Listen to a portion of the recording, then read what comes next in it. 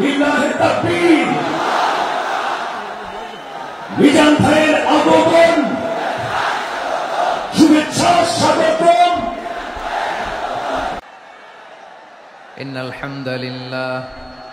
ইন্নাল হামদালিল্লাহ নাহমাদুহু ওয়া নাস্তাঈনুহু ওয়া নাস্তাগফিরুহু ওয়া নু'মিনু বিহি ওয়া নাতাওয়াক্কালু আলাইহি ওয়া না'উযু বিল্লাহি মিন শুরুরি আনফুসিনা ওয়া মিন সাইয়্যাতি আ'মালিনা মান ইয়াহদিহিল্লাহু ফালা মুদিল্লা লাহু ومن يضلل فلا هادي له أي فلن تجد له وليا مرشدا ونشهد أن لا إله إلا الله وحده لا شريك له هو الذي لا ضد له ولا ند له لا مثل له ولا مثيل له لا وزير له ولا كفيل له لا شبه له ولا شبيه له لا ولد له ولا والد له وهو الواحد الفرد الصمد لم يلد ولم يولد ولم يكن له كفوا أحد ونشهد أن سيدنا ونبينا وحبيبنا وبشيرنا ونذيرنا وطبيبنا وطبيب أرواحنا وحبيبنا وحبيب ربنا محمدا عبد الله ورسوله أرسله بالحق بشيرا ونذيرا وداعيا إلى الله بإذنه وسراجا منيرا أما بعد فقد قال الله تعالى في كلامه المجيد وفي فرقانه الحميد أعوذ بالله من الشيطان الرجيم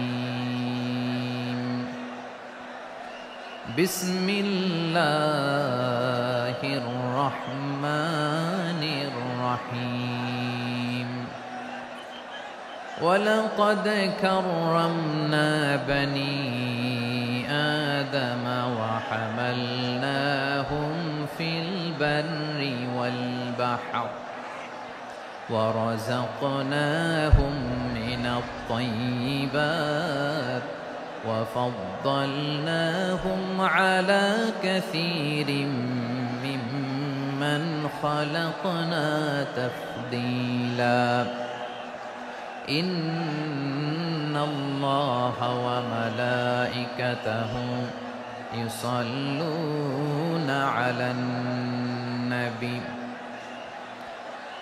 يا أيها الذين آمنوا صلوا عليه وسلموا تسليما اللهم صل على محمد وعلى آل محمد كما صليت على إبراهيم وعلى آل إبراهيم إنك حميد مجيد اللهم بارك على محمد وعلى آل محمد كما باركت على إبراهيم وعلى آل إبراهيم إنك حميد مجيد সকল প্রশংসার মালিককে,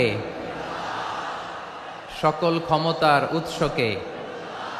কেউ যেটা পারে না পারে কে, কেউ যেটা দেখে না দেখে কে? সে আল্লাহর দরবারে আমরা শুকর গুজার হচ্ছি। আমরা সবাই পড়ছি কালিমাতুশ শুকর, আলহামদুলিল্লাহ। সবাই একসাথে গলা ছেড়ে দিয়ে আওয়াজ করে পড়ুন, রব্বানা লাকাল হামদ হামদান কাসীরান তাইয়িবান মুবারাকান ফীহি ইয়া রাব্বি লাকাল হামদু কামা ইয়ানবাগি লিজালালি ওয়াজহিকা ওয়া আযীমি সুলতানিকা লাকাল হামদু বিল ঈমান লাকাল হামদু বিল ইসলাম লাকাল হামদু বিল কুরআন। আল্লাহ রাব্বুল ইজ্জা ওয়াল জালালের দরবারে শুকরিয়া জ্ঞাপনের পাশাপাশি আমি আজকের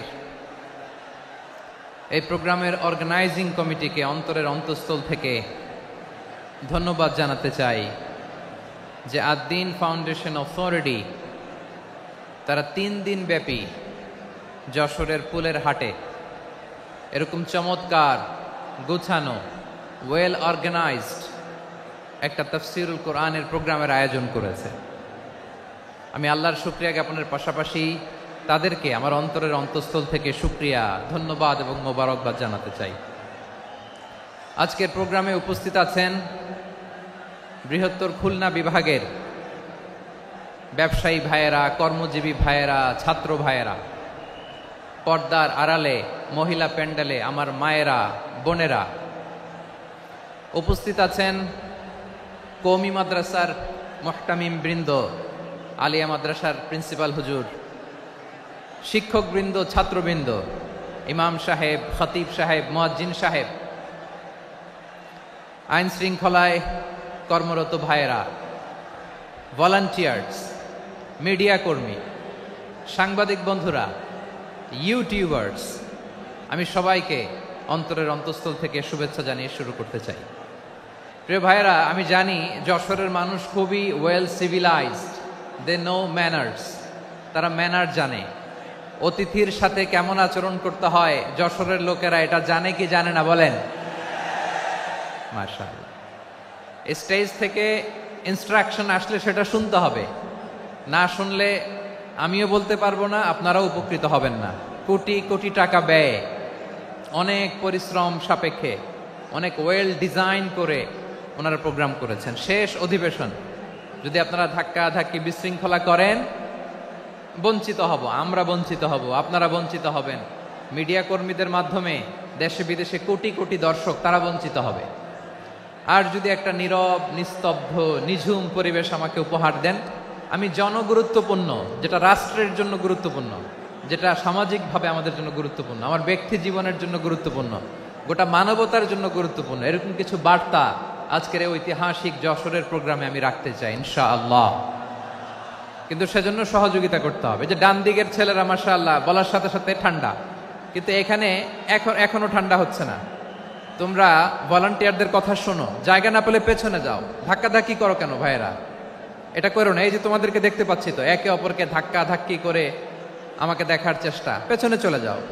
move move on, move, sit or move. আমি বারবার থামুন, চুপ করুন বলতে পারবো না। Sit or move on. 9টা প্যান্ডেল আছে, এখানে ধাক্কাধাক্কির কোনো মানে হয় না। তোমরা ধাক্কাধাক্কি করবা, এই জন্য প্যান্ডেল করা হয় নাই 9টা। বসো, কোনো কথা নাই, বসো বসো। কানগুলো খরগোশের কানের মতো খাড়া করো, কোনো আওয়াজ নাই, আওয়াজ নাই, কোনো আওয়াজ নাই। এই যে প্রিয় ভাইয়েরা, আল্লাহর ওয়াস্তে চুপ করুন। যশোরের ভাইয়েরা, আল্লাহর ওয়াস্তে চুপ করুন। আমি 10 থেকে 0 গুনবো, এরপরে যদি আওয়াজ হয় চলে যাব, আমি চলে যাব, কিন্তু কোনো আওয়াজ নাই।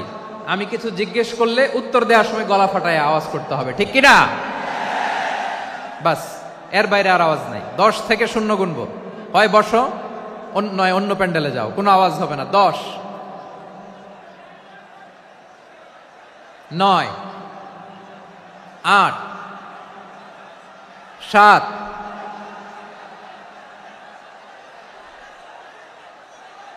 6 5 4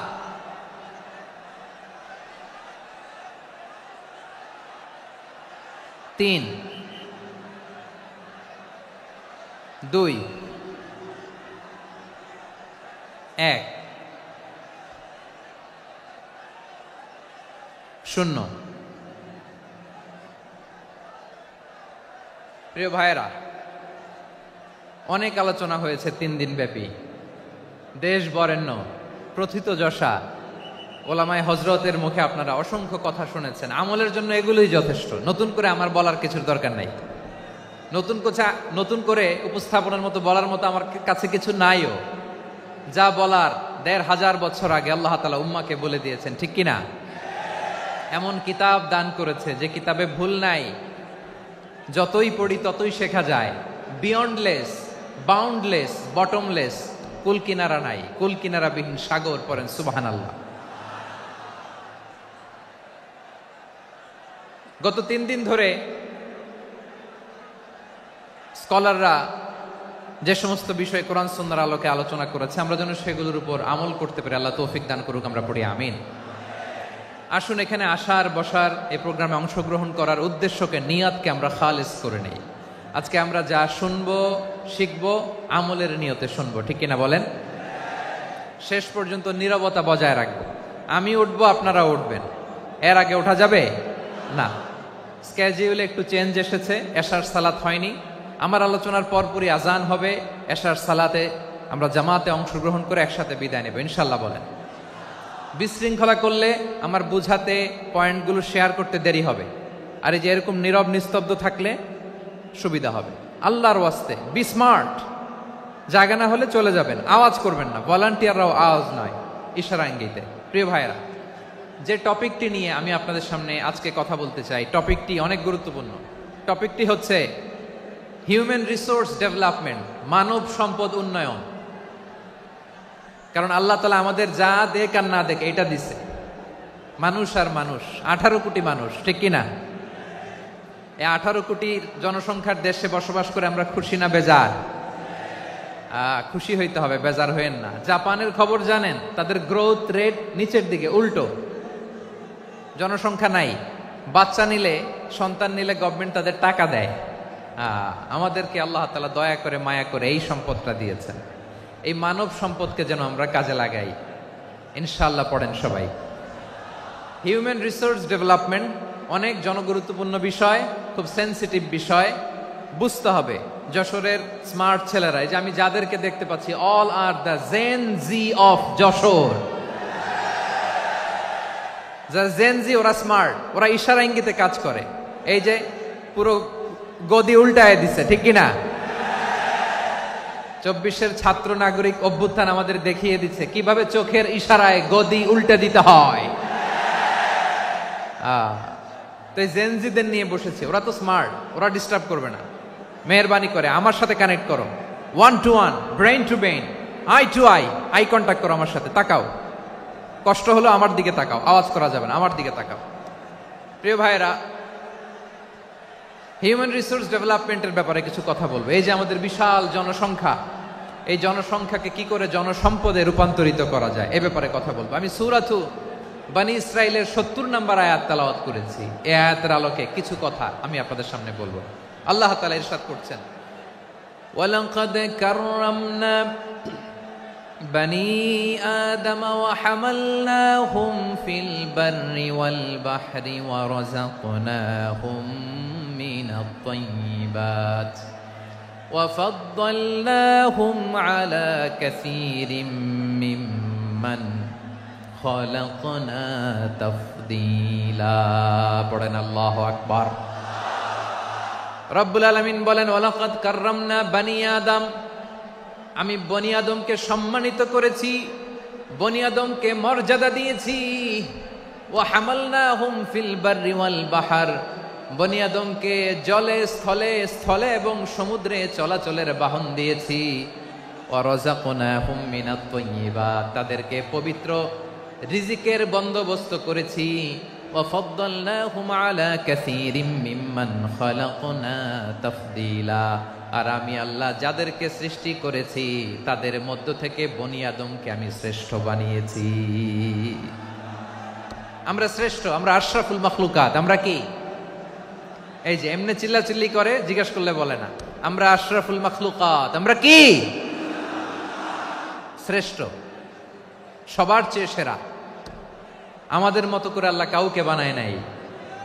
দুই পায়ে ভর করে শির দ্বারা এরকম স্ট্যান্ড রেখে মাথা উঁচু করে দাঁড়াতে পারে এরকম কোন প্রাণী পৃথিবীতে আছে? এজন্য আল্লাহ বলেন ওয়ালাকাদ কাররামনা বানি আদম, আমি বনি আদমকে সম্মানিত করেছি, তাদেরকে আমি মর্যাদা দিয়েছি। তাদেরকে আমি যত মর্যাদা দিয়েছি আমার কোন সৃষ্টিকে এত মর্যাদা দেই নাই। পড়েন সুবহানাল্লাহ। I have dignified the status of the sons of Adam. আদমের সব সন্তানের মর্যাদা আমি বাড়িয়েছি। আল্লাহ এখানে বলেননি ওয়ালাকাদ কাররামনাল মুমিনিন, আমি মুমিনের মর্যাদা বাড়িয়েছি, বলেছেন? আল্লাহ এখানে বলেন নাই ওয়ালাকাদ কাররামনাল মুসলিমিন, আমি মুসলিমের মর্যাদা বাড়িয়েছি। আল্লাহ বলেছেন ওয়ালাকাদ কাররামনা বানি আদম, আমি বনি আদমের সম্মান বাড়িয়েছি। হোক সে মুমিন কিংবা কাফের, মুসলিম কিংবা মুশরিক, আস্তিক কিংবা নাস্তিক, আরব কিংবা অনারব, যেই হোক না কেন আদম সন্তান সবগুলার মর্যাদা বাড়ায় দিয়েছে কে? সবার মর্যাদা আল্লাহ বাড়িয়েছে। মানুষ হিসেবে মর্যাদা। বিশ্বনবী সাল্লাল্লাহু আলাইহি ওয়াসাল্লাম ইহুদির লাশ দেখে দাঁড়িয়ে গেলেন। কার লাশ? আমার যশোরের ভাইয়েরা আওয়াজ করে বলুন, কার লাশ? ইহুদির লাশ দেখে দাঁড়ায় গেলেন। সাহাবারা বললেন ইয়া রাসূলুল্লাহ, আপনি দাঁড়ালেন যে, এটা তো ইহুদির লাশ। বিশ্বনবী বললেন আওয়ালাইসাত নাফসান, এটা কি মানুষ নয়? এটা হোক ইহুদি হোক খ্রিস্টান, এটা তো মানুষ। আমি মানুষ দেখে দাঁড়িয়েছি। আই স্যালিউট দ্য হিউম্যানিটি, আমি মানবতাকে সম্মান করেছি। পড়েন সুবহানাল্লাহ। তাহলে এই জমিনে মানুষের মর্যাদা বেশি, হোক আস্তিক হোক নাস্তিক, হোক মুমিন কিংবা কাফের। আদমের সন্তান হলে, মানুষ হলেই তার মর্যাদা বাড়িয়েছে কে? আমার কলিজার টুকরা যশোরের ভাইয়েরা, মানুষের মর্যাদা আল্লাহ এত বাড়িয়েছেন, মানুষ জীবিত থাকলেও যেমনি মর্যাদাবান, মরে গেলেও মর্যাদাবান। সুবহানাল্লাহ পড়েন। মানুষ মরে গেলে এই ডেড বডিটা কি হয়? পচে যায়, গলে যায়, মাটির সাথে মিশে যায়। তাই বলে আপনি ডেড বডির সাথে যাচ্ছে তাই করতে পারবেন না। পারবেন? কেউ যদি অন্যায় করে তাকে যদি আপনি শাস্তির আওতায় আনেন, যা মনে চায় করতে পারবেন না। তারা আগুন দিয়ে পোড়াতে পারবেন না, নাক কাটতে পারবেন না, কান কাটতে পারবেন না, অঙ্গ বিকৃতি করতে পারবেন না। কারণ মানব জাতির মর্যাদা স্বয়ং দিয়েছে কে? ডেড বডি পচে যাবে, গলে যাবে। তারপরে ইসলাম বলে না, খবরদার, এই মরা লাশটারও একটা মর্যাদা আছে না নাই? ইসলাম বলে এই লাশটা গলে যাবে, পচে যাবে, কিন্তু এটার অমর্যাদা করো না। কর্পূর দিয়ে, খেজুর পাতা দিয়ে এটাকে ওয়ার্ম ওয়াটার দিয়ে, গরম পানি দিয়ে ধৌত করো। সাদা শুভ্র ধবধবে কাপড় দিয়ে লাশটাকে তুমি কাভার করো। তারপরে খাটিয়ার মধ্যে লাশটাকে রেখে বিশাল একটা প্রোগ্রাম করো, একটা ফিউনারাল প্রোগ্রাম করো। ওই প্রোগ্রামের ডানে বায়ে পেছনে লাশটারে রাখলে হবে না, প্রোগ্রামের একেবারে সামনটাতে তুমি লাশটাকে রাখো। সুবহানাল্লাহ। একটা ফিউনারাল প্রোগ্রাম করতে হবে, তাকে শেষ বিদায় জানাতে হবে, যেটাকে আমরা জানাজা বলি। কি বলি? জানাজা মানে মাইয়েতের জন্য দোয়া, তার জন্য দোয়া করা হয়। তাকে একটা সিস্টেমেটিক অর্ডারে কবরে রাখা হয়, সুন্দরভাবে সেটাকে কবরস্থ করা হয়, মাটি দেয়া হয়, পানি দেয়া হয়। তার মানে মরে গেলেও মানুষের সম্মান বাড়ায় দিয়েছে কে? এজন্য আল্লাহ বললেন ওয়ালাকাদ কাররামনা বানি আদম, বনি আদমের সম্মান মর্যাদা আমি আল্লাহ বাড়িয়ে দিয়েছি। মানুষের সম্মানে তুমি কখনো আঘাত করো না, ঠিক কি না? তাহলে ভাই, প্রথম মেসেজ হচ্ছে, the first and foremost message tonight to the people of Jashore. Allah বলেন I have dignified the status of son of Adam, আমি বনি আদম সবার মর্যাদা বাড়িয়ে দিয়েছি। হোক আস্তিক নাস্তিক, হোক কাফের কিংবা মুশরিক, তার মর্যাদা বাড়াই দিছে কে? যখন বন্যা হয় আমরা ত্রাণ নিয়ে যাই, আমরা শুধু মুসলমানদেরকে ত্রাণ দেই নাকি? হ্যাঁ, আমরা মুসলমানকেও দেই, অমুসলমানকেও দেই, হিন্দুকেও দেই, বৌদ্ধকেও দেই। যেখানেই মানবতা বিপন্ন সেখানে ইসলামের হেল্পিং হ্যান্ড আছে না নাই? সুবহানাল্লাহ। কি দিন আমরা পেয়েছি, কি বিধান আমরা পেয়েছি। ওয়ালাকাদ কাররামনা বানি আদম। আমি বনি আদমকে সম্মানিত করেছি। এরপর আল্লাহ বললেন ওয়া হামালনাহুম ফিল বাররি ওয়াল বাহর, মানুষকে স্থলে এবং সমুদ্রে চলাচলের বাহন আমি দিয়েছি। স্থলে কিভাবে চলবে, জলে কিভাবে চলবে, এই বাহনের ব্যবস্থা করেছে কে? এই জেনজি, এই স্যামড়া, ইরাম করতেছো কিসের জন্য? হ্যাঁ, ইরাম করলে চলবি? হ্যাঁ, বস বস বস বস, আওয়াজ করতেছো কেন? দিবা না, কথা বলতে দিবা না আমাকে? তো এইটা বুঝি তোমাদের ভালোবাসার নমুনা? তোমাদের ভালোবাসার কারণে যদি আমি কোথাও দাঁড়াতেই না পারি, কোথাও বসতে না পারি, কোথাও দুটা কথা বলতে না পারি, এই ভালোবাসা দিয়ে কি হবে আমার? বরং ঘামতে ঘামতে ঘর্মাক্ত হব, রক্তাক্ত হব। কিন্তু সেন্ট্রাল থেকে, সেন্ট্রালি যে ইনস্ট্রাকশন আসবে, সেই ইনস্ট্রাকশনের এক চুল আমরা ডানে বায়ে যাব না। এইটা গণজাগরণের জন্য এইটা দরকার, ইসলামী বিপ্লবের জন্য এইটা দরকার। তো আধা ঘন্টা ধরে যদি তোমাদেরকে থামানোই না যায়, এই লস্কর দিয়ে আমি কি করব? আল্লাহর ওয়াস্তে নো নো নো স্লোগান, চুপচাপ একেবারে আমার দিকে তাকাও। আল্লাহ বললেন ওয়া হামালনাহুম ফিল বাররি ওয়াল বাহর, জলে স্থলে আমি চলাচলের যানবাহনের ব্যবস্থা করেছি। আমরা স্থলে ঘোড়ার উপরে চড়ি, উটের উপরে চড়ি, গাড়ির উপরে চড়ি। এই যে গাড়ির ইঞ্জিন বানাইছি আমরা, এটার মেধা দিয়েছে কে? আবার সাগরের মধ্যে আমরা নৌযান, জলযান, বড় বড় জাহাজ দিয়ে এক মহাদেশ থেকে আরেক মহাদেশ যাই, এক দেশ থেকে মালামালগুলো আরেক দেশে পাঠাই। সাগরের ভেতরে নৌকাগুলোরে ধরে রাখলো কে? ওয়াল ফুলকিল্লাতী তাজরি ফিল বাহরি বিমা ইয়ানফাউন নাস, মানুষের উপকার আছে এরকম সরঞ্জামাদি নিয়ে সাগরের উপরে বিশাল বিশাল জলযানগুলো চলে। এগুলো ডুবে যায় না, কাত হয়ে যায় না, পড়ে যায় না। এগুলোকে স্থিতিস্থাপকতাকে ঠিক করে রাখলো কে? আপনারা জাহাজ দেখেছেন? জাহাজ, হ্যাঁ, বাড়ি চট্টগ্রাম হইলে দেখতে পারতেন। দেখছেন? বিশাল বিশাল জাহাজ, বিশাল জাহাজ মালামাল নিয়ে এক মহাদেশ থেকে আরেক মহাদেশে যায়। গত মাসে আমার জাপান সফর ছিল। এই যে বাংলাদেশে যে গাড়িগুলো চালান, বেশিরভাগ গাড়ি আসে কিন্তু জাপান থেকে।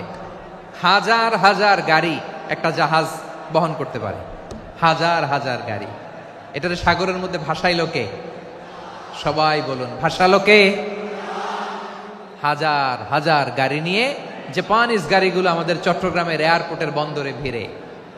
যুক্তরাষ্ট্রে আমি দেখেছি বিশাল বিশাল জাহাজ। আপনারা টাইটানিক জাহাজের নাম শুনেছেন? টাইটানিকেরও 8 গুণ 10 গুণ বড়। সুবহানাল্লাহ কইবেন না? টাইটানিক জাহাজের 8 গুণ 10 গুণ বড় একটা জাহাজ আছে, আইকন অফ দ্য সি, আমি দেখে এসেছি। রয়্যাল ক্যারিবিয়ান দেখে এসেছি। সাগরের সামনে জেটিতে যখন দাঁড়ালাম, জাহাজটা যখন যায়, আমার মনে হচ্ছে একটা শহর, গোটা শহর, the entire city is floating on the water. পুরো একটা শহর মনে হয় পানির উপর দিয়ে ভেসে যাচ্ছে। পড়েন সুবহানাল্লাহ। এই যে আইকন অফ দ্য সি, এই ক্রুজ, এই জাহাজটা, এটার ভেতরে স্টেডিয়াম আছে। কিসের ভিতরে স্টেডিয়াম? কথা বুঝে নাই বোধহয়। স্টেডিয়াম কিসের ভিতর? সুইমিং পুল আছে, শপিং মল আছে, রেস্টুরেন্ট আছে, ক্লাব আছে, 3000 4000 রুম বিশিষ্ট, কক্ষ বিশিষ্ট হোটেল আছে। এই সবগুলোর নিয়ে এগুলো চলে সাগরের এই দোলার মধ্যে, জলোচ্ছ্বাসের মধ্যে। এই সাগরের ভেতরে এই জাহাজগুলোর ভাষায় রাখছে কে? সূরাতুর আর রহমানে আল্লাহ তাআলা বললেন ওয়ালাহুল জাওয়ারিল মুনশাআতু ফিল বাহরি কাল আ'লাম ফাবিআইয়ি আলা, সবাই পড়েন, ফাবিআইয়ি আলাই রাব্বিকুমা তুকাযযিবান।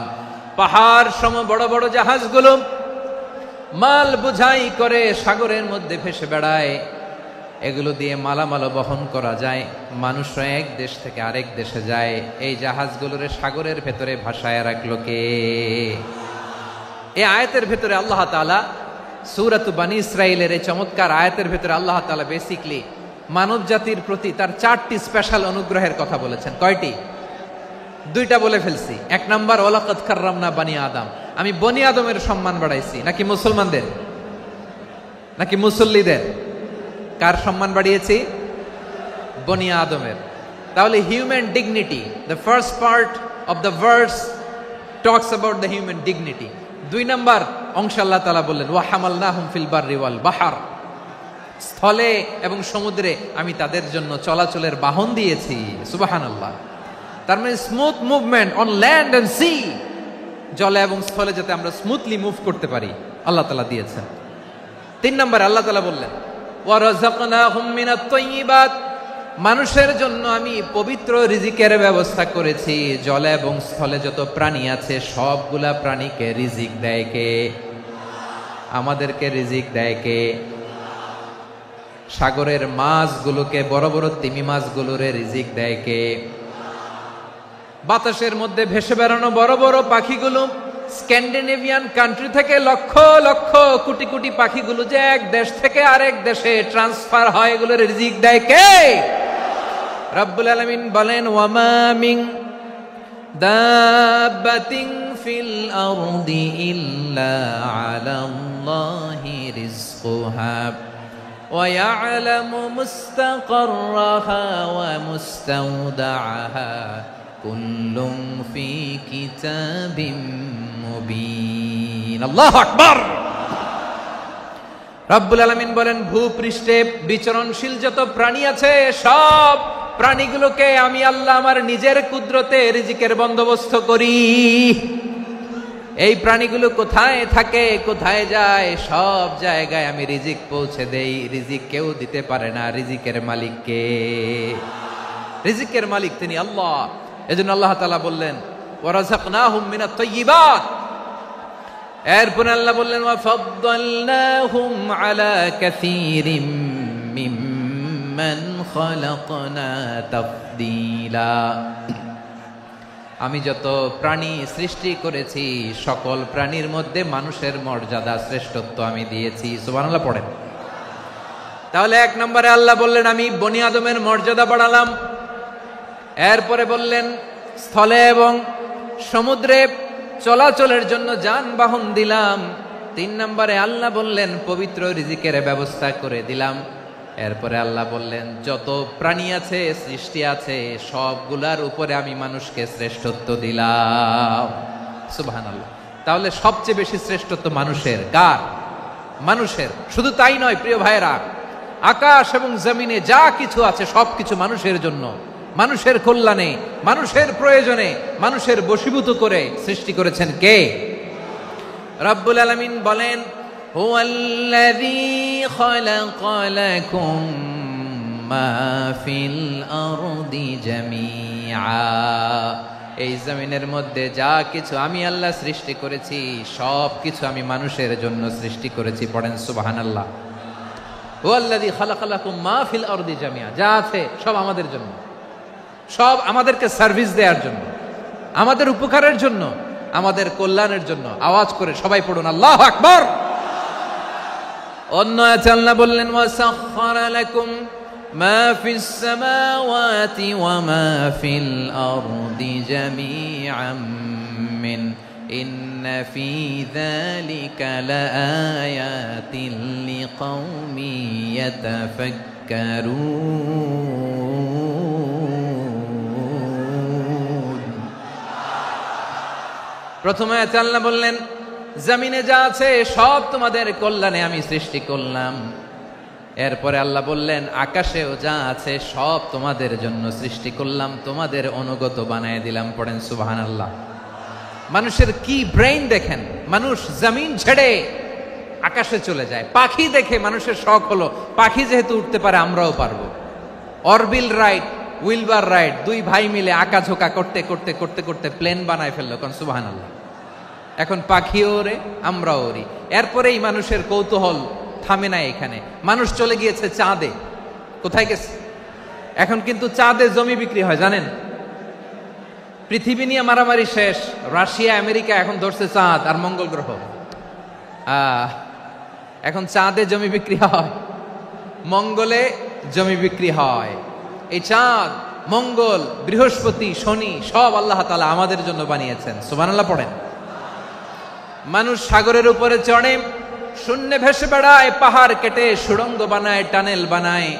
মানুষ ব্রডব্যান্ডের লাইন নিয়ে যায় সাগরের ভেতর দিয়ে, এক দেশ থেকে আরেক দেশে, এক মহাদেশ থেকে আরেক মহাদেশে। সুবহানাল্লাহ পড়েন।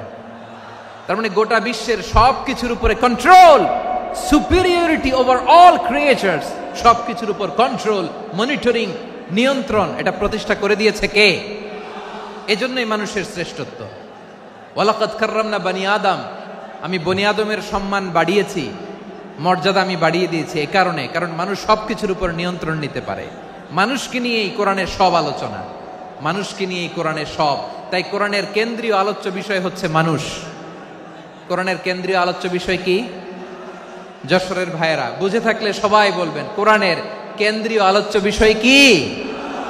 এই যে আমি মূল আলোচনায় যাচ্ছি এখন। কেন মানুষ কোরআনের কেন্দ্রীয় আলোচ্য বিষয়? এই যে ভাইয়েরা, এই যে হাত জোর করে, এই যে Jessore Gen Z, the smart people of Jessore, হাত জোর করে বলতেছে, হাত জোর করে তোদের কাছে আল্লাহর দোহাই লাগে, স্টপ স্টপ। শুরুতে একবার বলেছে, জায়গা না হলে আস্তে আস্তে ধাক্কা দিবা, সামনে না পিছনে, দিয়ে দিয়ে বেরোয় চলে যাও। এলইডিতে দেখো, এই যে এই যে আল্লাহর ওয়াস্তে জায়গা না হলে ওদিকে যাও। কোরআনের মাহফিলে বিশৃঙ্খলা, এটা কাফিরদের আলামত। কাফিররা শীষ দিত, শীষ। বিশ্বনবী কোরআনের তাফসির করলে কাফিররা শীষ দিত আর ক্ল্যাপিং করত, হুইসেল এন্ড ক্ল্যাপিং। তো আমরা কি এখানে বিশৃঙ্খলা করতে আসছি? তো বারবার থামানো লাগে কেন? কোনো আওয়াজ হবে না, বললাম তো, স্টপ। আওয়াজ করে বলুন, কোরআনের কেন্দ্রীয় আলোচ্য বিষয় কি? সবাই বলেননি। এতগুলো মানুষ উত্তর দিলে এতটুকু আওয়াজ হয়, অন্তত আমি বিশ্বাস করি না। যশোর, আওয়াজ করে বলো, কোরআনের কেন্দ্রীয় আলোচ্য বিষয় কি? মানুষ। এই মানুষ কোরআনের কেন্দ্রীয় আলোচ্য বিষয়। মানুষকে আল্লাহ স্বাধীনতা দিয়েছেন। ফামান শাআ ফালইউমিন ওয়া মান শাআ ফালইয়াকফুর। চাইলে মুমিন হতে পারো, চাইলে কাফের হতে পারো, তোমার ইচ্ছা। তবে জেনে রাখো, মুমিন হলে পাবা জান্নাত, কাফির হলে পাবা জাহান্নাম। নাও দ্য ডিসিশন ইজ ইয়ার্স। সিদ্ধান্ত তোমার, জান্নাতে যাবা না জাহান্নামে যাবা। যশোরের ভাইয়ের আওয়াজ করে বলুন, কই যেতে চান, জান্নাতে না জাহান্নামে? ডান দিকে না বাম দিকে? ডানপন্থী না বামপন্থী? চিল্লা চিল্লি না চুপচাপ? চুপচাপ কয়ে আবার চিল্লাচিল্লি শুরু করে দিয়েছে। মাশাআল্লাহ, গুরুত্বপূর্ণ কথা বাকি আছে, আমাকে সহযোগিতা করতে হবে। মাশাআল্লাহ, এই তো ঠান্ডা হয়েছে। হ্যাঁ, ঠিক আছে ঠিক আছে ঠিক আছে। মানুষকে আল্লাহ এত স্বাধীনতা দিয়েছেন, মানুষ চাইলে অনেক ভালো হইতে পারে। ভালোর রাস্তাও খোলা, খারাপ হওয়ার রাস্তাও খোলা। ভালো হইলে মানুষ অনেক ভালো, খারাপ হইলে অনেক খারাপ। ভালো হইলে সবচেয়ে ভালো, খারাপ হইলে সবচেয়ে খারাপ। এজন্য সিদ্ধান্ত আপনাকে নিতে হবে। আল্লাহ তাআলা বলছেন, লাকাদ খালাকনাল ইনসানা ফি আহসানি তাকওয়িম সুম্মা রাদাদনাহু আসফালা সাফিলিন। আমি মানুষকে অনেক সুন্দর অবয়বে, সুন্দর আকৃতিতে সৃষ্টি করেছি। তার শুধু চেহারার ডিজাইনটাই সুন্দর নয়, তার ব্রেনটা বড্ড সুন্দর, তার মানসিকতা বড্ড সুন্দর, তার সৃজনশীলতা বড্ড সুন্দর। পড়েন সুবহানাল্লাহ। আমাদের চেহারা, অবয়ব, ডিজাইন যে সুন্দর তা না, আমাদের ব্রেনটা অনেক সফিস্টিকেটেড ব্রেন, অনেক সফিস্টিকেটেড। এই 1.5 কেজি ব্রেন ইউজ করে মানুষ গোটা বিশ্বে সভ্যতা বিনির্মাণ করেছে, ঠিক কিনা? এই ব্রেন আল্লাহ তাআলা আমাকে দিয়েছে। এটারে কাজে লাগালে, আপনার 6 সেন্স কাজে লাগালে আপনি অনন্য মানুষ হয়ে উঠবেন, মহামানবে রূপান্তরিত হবেন। মানুষ হতে পারে, চাইলেই মহামানব হতে পারে। আবার যদি মানুষ চায়, খারাপও হতে পারে। আল্লাহ বললেন শুধু ভালোই না, ভালো হতে চাইলে অনেক ভালো তুমি হতে পারো, আবার খারাপ হতে চাইলে অনেক খারাপ তুমি হতে পারো। সুম্মা রাদাদনাহু আসফালা সাফিলিন।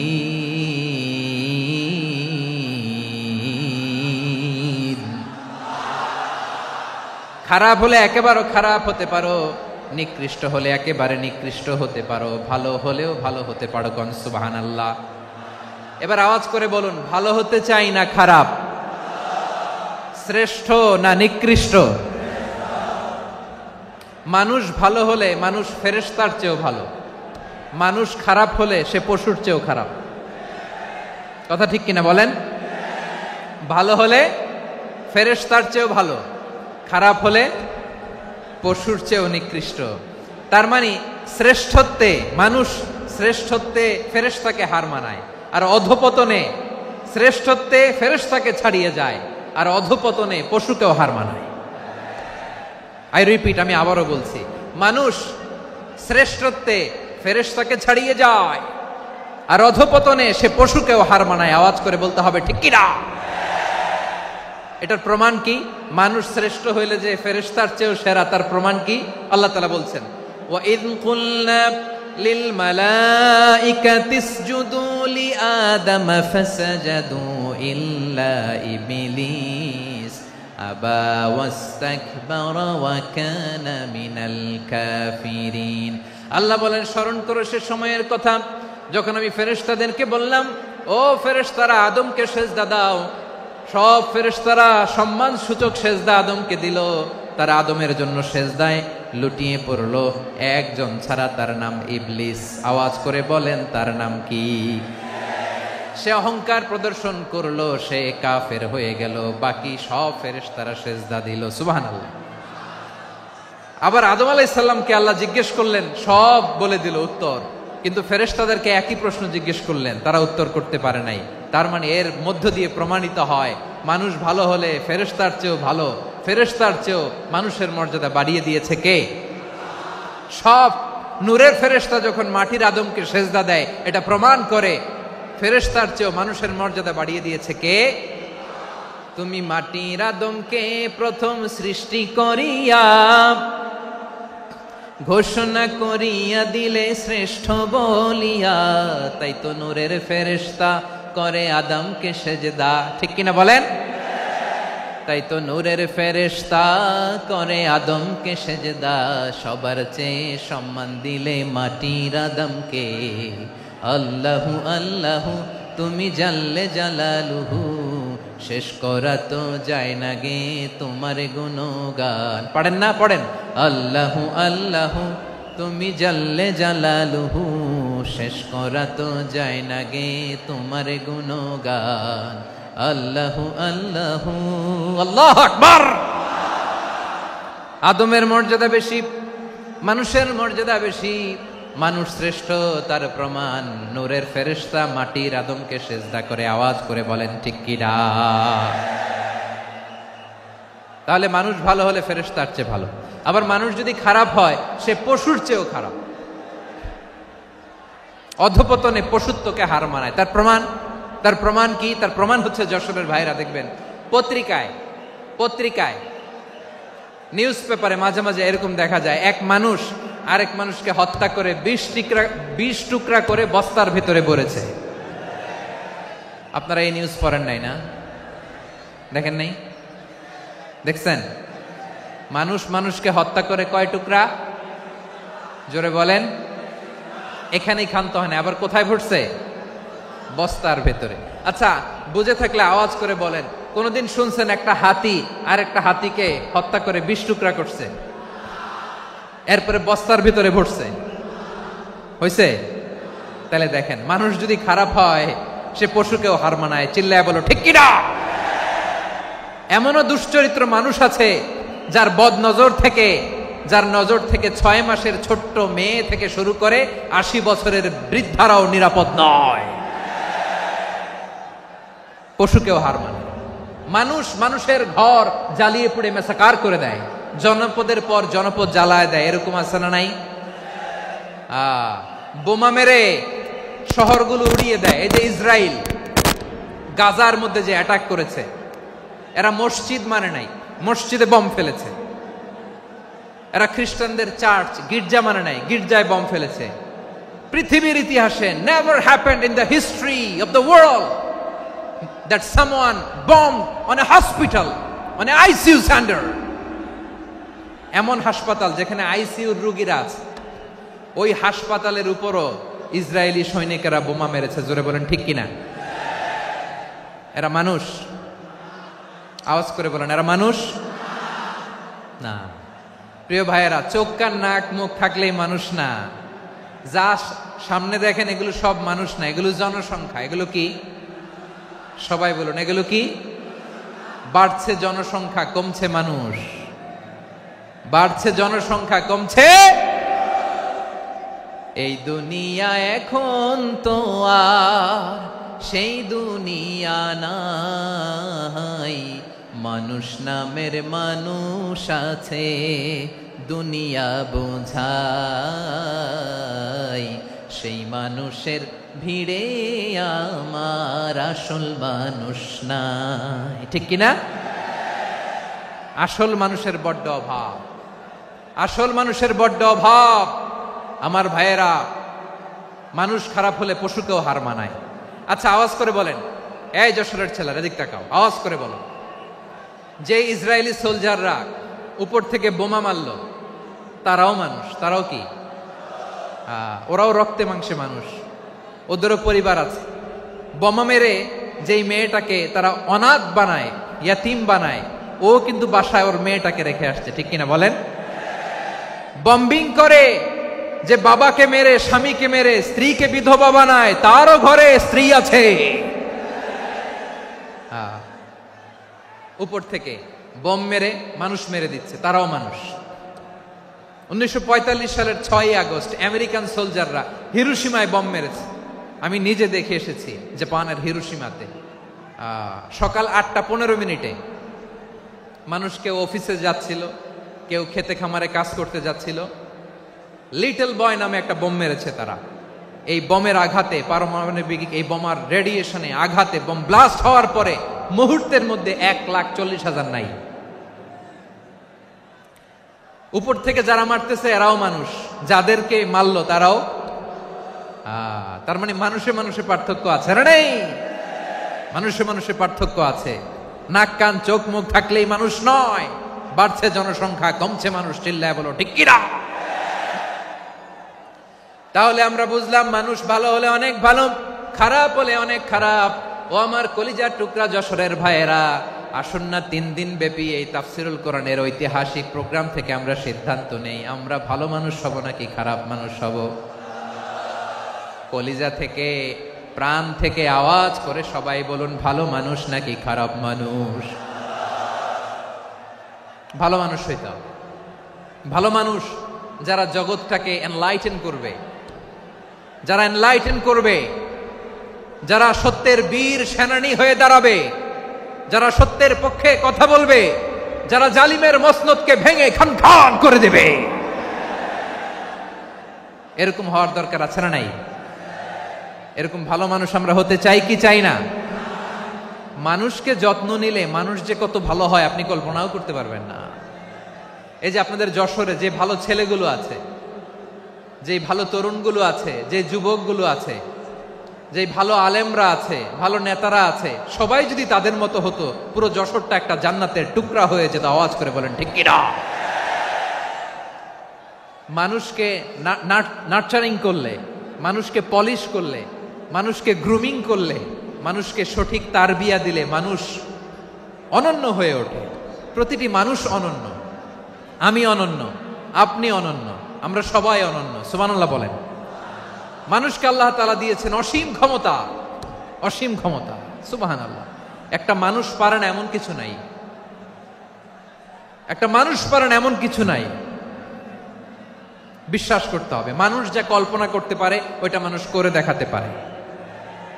যশোরের ভাইয়ের, আই রিপিট, আমি আবারও বলছি, এই চিল্লাচিল্লি করলে আমার এই গুরুত্বপূর্ণ কথা তোমরা মিস করবা, মিস করবা। কপাল পড়া হয়েও না, আওয়াজ করে কপাল পড়া হবে না। আমার দিকে তাকাও। মানুষ, মানুষ যা কল্পনা করতে পারে সেটা মানুষ করে দেখাতে পারে। তুমি তোমার কল্পনার রাজ্যকে সাজাও, তোমাকে হারাতে পারে এমন কোন শক্তি আল্লাহর জমিনে নাই। তোমার কি শক্তি, কি সম্ভাবনা তুমি জানোই না মিয়া। তুমি এদিকে তাকাও কেন? তোমার রাস্তা তো ওই দূরে। তুমি কোথায় যাবে, আল্লাহ তোমার টেনে কোথায় নিয়ে যাবে তুমি কিছুই জানো না। Plan big, dream big. কল্পনার শক্তিকে বড় করো। মানুষ যা কল্পনা করতে পারে মানুষ তা করে দেখাতে পারে। মানুষের কাছে অসাধ্য কিছু নাই মৃত্যু ছাড়া, এক্সেপ্ট ডেথ। মৃত্যু ছাড়া মানুষ সবকিছুকে জয় করতে পারে। মৃত্যু ছাড়া যে কোনো অসাধ্যকে সাধন করার ক্ষমতা মানুষকে দিয়ে দিয়েছে কে? হারার জন্য তোমার জন্মই হয় নাই, তোমার জন্ম হয়েছে জিতার জন্য, বিজয়ের জন্য তোমার জন্ম। মানুষের শুরুটাই হয় বিজয় দিয়ে। যশোর, আওয়াজ করে বলো, মানুষের শুরু হয় কি দিয়ে? আমরা যখন আমার পিতার পৃষ্ঠদেশে ছিলাম, পিতার পৃষ্ঠদেশ থেকে শুক্রাণু যখন মায়ের গর্ভদেশে যেয়ে পড়ে, কতটা শুক্রাণু ভ্রমণ শুরু করে জানো? 20 কোটি শুক্রাণু। একবার সিমেন আউট হলে সেখানে 20 কোটি শুক্রাণু থাকে, ভ্রমণ শুরু করে। ওই 20 কোটি শুক্রাণুর মধ্য থেকে তুমি আমি আজকে এক বিকশিত শুক্রাণু মানব রূপে পৃথিবীতে এসেছি। সুবহানাল্লাহ। ওই 20 কোটি শুক্রাণুর প্রতিযোগিতায় সবাইরে পেছনে ফেলে সেদিন আমি সফল হয়েছিলাম, সেদিন আমি বিজয়ী হয়েছিলাম। সেদিন আমি এত ছোট ছিলাম, মাইক্রোস্কোপ দিয়েও আমার অস্তিত্ব টের পাওয়া যায় না। আমি এত তুচ্ছ ছিলাম, নগণ্য ছিলাম, আমার কান ছিল না, আমার চোখ ছিল না, আমার হাত ছিল না, আমার জন্য রিকমেন্ডেশন করার মতো মামু ছিল না, খালা ছিল না, কেউ ছিল না। তারপরেও ওই প্রতিযোগিতায়, ওই কম্পিটিশনে যখন আমারে কেউ হারাতে পারে নাই, আল্লাহর জমিনেও আমারে কেউ হারাতে পারে না। হারার জন্য তোমার জন্মই হয় নাই, তুমি আসছোই জিতার জন্য। সুবহানাল্লাহ। বিশ্বনবী বলেন, আন্নাসু মাআদিন কামাআদিনি যাহাবি ওয়াল ফিদ্দা খিয়ারুহুম ফিল জাহিলিয়াতি খিয়ারুহুম ফিল ইসলাম। Peoples are like mines of gold and silver. সোনার খনি, রূপার খনি, এর চেয়েও বড় খনি হচ্ছে এই মানব সম্পদের খনি। আওয়াজ করে বলেন আল্লাহু আকবার। আল্লাহ তাআলা এই সম্পদ আমাদেরকে দিয়েছে। বিশ্বনবী বলেন, মানুষ হচ্ছে খনির মতো। খিয়ারুহুম ফিল জাহিলিয়াতি খিয়ারুহুম ফিল ইসলাম। জাহিলি যুগে যারা সেরা, ইসলামেও তারা সেরা। ইদা ফাকুহু, যদি তারা বুঝবান হয় তাহলে তাদেরকে সেরা বানায় দিবে কে? তাহলে মানুষের চেয়ে সেরা কেউ হতে পারে? মানুষের চেয়ে অনন্য কেউ হতে পারে? মানুষকে কেউ হারাতে পারে? আওয়াজ করে বলো, তোমাকে কেউ হারাতে পারবে? এই সাহস জাগছে আজকের আলোচনা থেকে। আমি তুমি অনন্য, আমাকে তোমাকে হারায় দেওয়া এত সহজ না, ঠিক কিনা? একটা কথা জীবনের সাথে সেট করে নিতে হবে, আমি জিতি নয় শিখি, আমি কখনো হারি না। জীবনের সাথে সেট করে নাও, জেনজি অফ যশোর, আমি কখনো হারি না, আমি হয় জিতি নয় শিখি। চিল্লায় বলো ঠিক কিনা? আমি কখনো হারি না, আমার হারানো এত সোজা না। কি সাহস জাগছে? বুকে সাহস জাগছে? তাকবীর পড়ো, লিল্লাহে তাকবীর। তাহলে বিশ্বনবী বললেন, নাসু মাআদিন, মানুষ হচ্ছে খনি। এই ধাক্কা ধাক্কি আমি জানি এগুলো ভালোবাসার ধাক্কা ধাক্কি, এজন্য আমি সহ্য করে নেই। এগুলো যে ভালোবাসার ধাক্কা ধাক্কি এটা আমরা বুঝি। পৃথিবীর কোন আইন, সিকিউরিটি প্রটোকল দিয়ে এটারে মানানো যাবে না, কারণ এটা তো ভালোবাসা, লাভ। লাভ কোন আইন কানুন দিয়ে বাধা যায় না, মানানো যায় না, ঠিক কিনা বলো?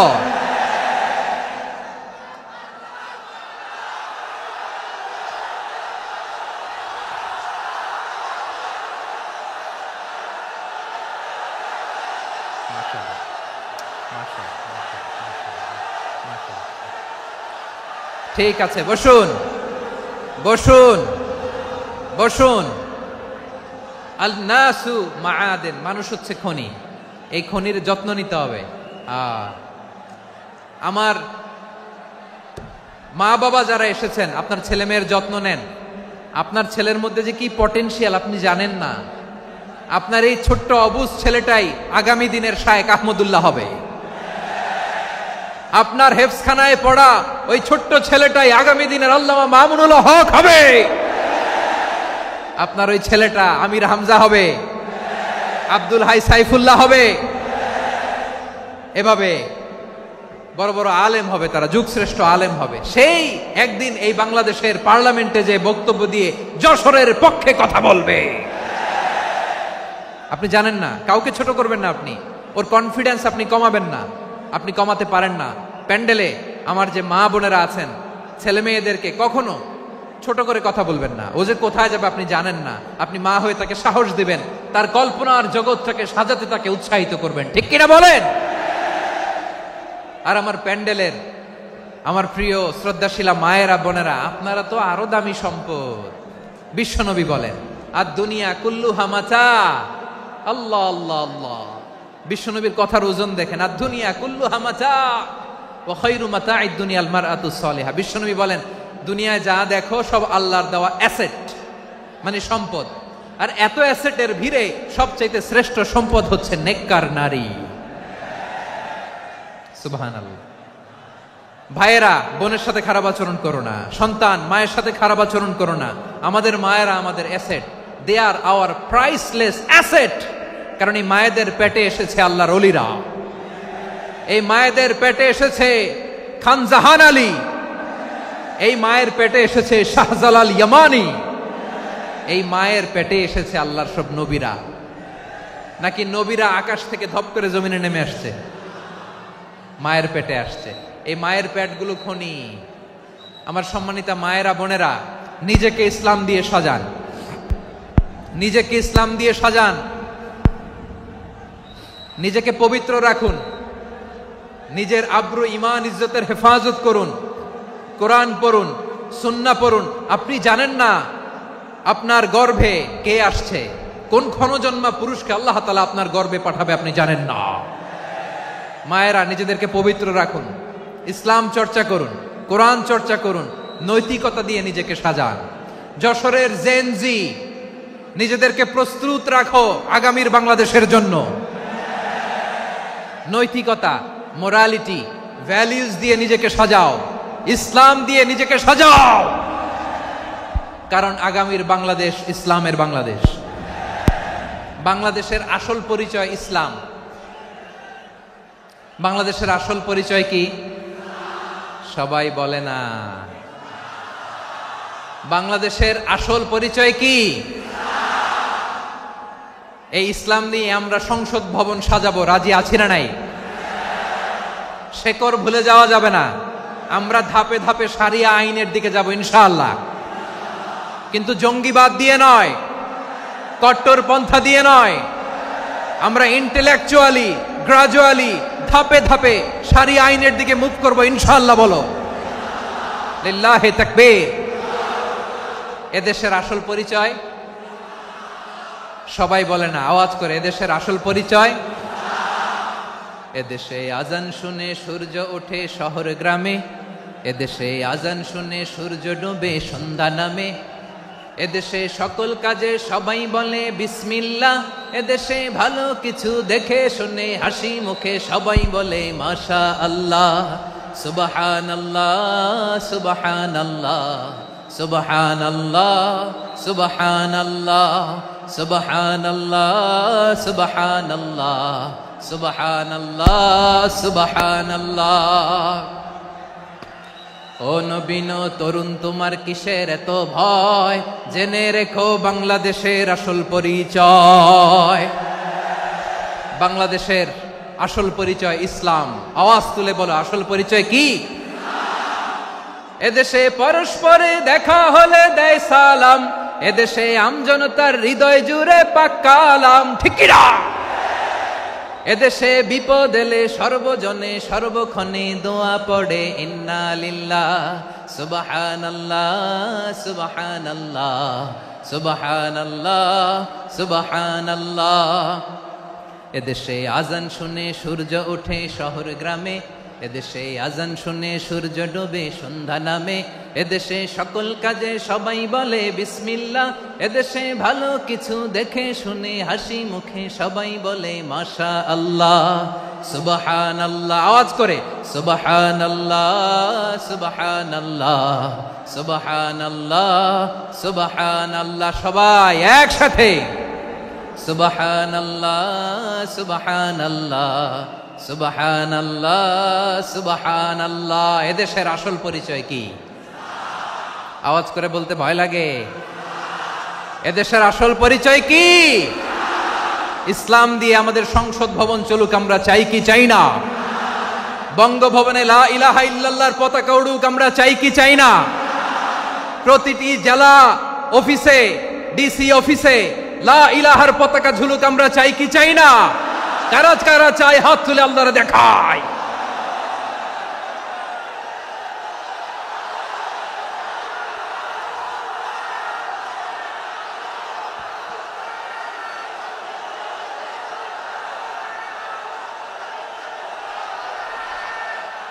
মাশাআল্লাহ, মাশাআল্লাহ, মাশাআল্লাহ, মাশাআল্লাহ। যশোর, আওয়াজ করে বলো, ভালো মানুষ না খারাপ মানুষ? বুঝে বলছো তো? মানুষ ভালো হলে যে কত ভালো। এই মানুষকে যত্ন নিলে, মানুষকে মানুষ বানালে যে সে কি হতে পারে শুনবা? হ্যাঁ, নাকি মোনাজাত দিয়ে দিব? শুনবা? তাহলে থামতে হবে। থামো, আমি যখন বলবো থামো থামো, তাকবীরের সময় দিলে তাকবীর, থামো থামো। মানুষকে যত্ন নিলে, এই এদিকে এদিকে, ড্রোন নামায় ফেলো। হয়েছে, ড্রোনের ফুটেজ হয়ে গেছে, এবার ড্রোন নামায় ফেলো। আমার দিকে তাকাও। মানুষকে, তোমরা এদিক সেদিক তাকালে তো গুরুত্বপূর্ণ পয়েন্ট মিস হয়ে যাবে। এদিকে এদিকে, হ্যাঁ ঠিক আছে, এদিকে। মানুষকে যত্ন নিলে মানুষের মধ্যে যে আল্লাহ কি পটেনশিয়াল রেখেছে। আমি জাপানের দুইটা উদাহরণ দেই। জাপানের, এই এই এভাবে এভাবে হবে, হয় বসো নয় পেছনে, কথা নাই, কথা তো বলাই যাবে না, হারাম কথা বলা। আজকে একেবারে চুপ, আজকের জন্য হারাম করে দিছে আমি, এই কিছু সময়ের জন্য একেবারে নিষিদ্ধ। জাপানের দুইটা উদাহরণ দেই, খেয়াল করে একটু শুনেন, বুঝবেন। আল্লাহ, 2022 সালে জাপানের সাথে জার্মানির খেলা, ফিফা ওয়ার্ল্ড কাপ 2022। এক পক্ষে জাপান, আরেক পক্ষে কোন দেশ? কথা শোনে নাই। এক পক্ষে কোন দেশ? আরেক পক্ষে? সবাই এক পক্ষে, আরেক পক্ষে। ওই খেলায় জিতেছিল জাপান, জিতেছিল 22 সালের এই ফিফা ওয়ার্ল্ড কাপে। জাপান ফুটবল খেলায় জিতে, as a part of their celebration, তারা খেলার পরে পুরো স্টেডিয়ামটারে ক্লিন করে, the fan base of Japan, lakh lakh মানুষ খেলা দেখতে যায়, তো এত ডাস্টবিনও তো নাই, তো যারা ডাস্টবিনে জায়গা পায় নাই তারা এই যে চকলেটের প্যাকেট, পানির বোতল, চিপসের প্যাকেট তারা এদিকে সেদিকে রেখে দিয়েছে। জাপানের ভক্তরা, জাপানের ফলোয়াররা, as a part of their celebration, তারা খেলার পরে পুরো স্টেডিয়ামের সব ময়লা আবর্জনা ক্লিন করে তারপরে বিদায় নিয়েছে। তাদেরকে কি ক্লিন করার দায়িত্ব দেয়া হয়েছিল? এই যশোর, জাপানের যে ছেলেরা খেলা দেখতে গেছিল ওদেরকে কি ক্লিন করার দায়িত্ব দিছিল? তারা কি স্টেডিয়ামের পরিচ্ছন্নতা কর্মী? তাদের আকল, তাদের সিক্স সেন্স তাদেরকে বলেছে। ছোটবেলা থেকে জাপান গভর্নমেন্ট ওদেরকে এত পরিচ্ছন্নতা শেখায়, ক্লিনলিনেস অ্যাওয়ারনেস ক্যাম্পেইন করায়। ক্লাসে আমি দেখেছি, ক্লাসে নিজের বেঞ্চ নিজে মুছে, ক্লাসের মাঝখানে একটা সময় দেয়, নিজের টেবিল নিজে মুছে, নিজের ক্লাসরুমটা নিজে পরিষ্কার করে। রাস্তাঘাটে একটা ধুলা নাই, ময়লা নাই, একটা টিস্যু নাই। খেলার পরে গোটা বিশ্বকে তাক লাগিয়ে দিয়েছে। জাপানের ফ্যানরা সবার রেখে যাওয়া গার্বেজ, টিস্যু, বোতল পরিষ্কার করে তারপরে স্টেডিয়াম থেকে বিদায় নিয়েছে। আমরা কেন এমন হইতে পারলাম না? আমরা কেন এমন হইতে পারলাম না? জাপানের যারা এগুলো করছে ওদের 3টা করে চোখ না? চোখ তো 3টা, জাপানো লাগো, জাপানো লাগো। হাত তো 4টা, কান তো 6টা। হ্যাঁ, নাকি আমার মতো 2 হাত 2 কানওয়ালা মানুষ? চোখে দেখলে ওটা মানুষ না। চিন্তা করছেন? তার মানে জাপানিজদেরকে যে গ্রুমিং করে শিখানোর মাধ্যমে পরিচ্ছন্ন বানানো গেছে, ওরা যেমনি মানুষ আমরাও মানুষ। আমাদের সন্তানদেরকে শেখালে তারাও পারবে, পারবে কিনা? 2 নম্বর উদাহরণ বলি।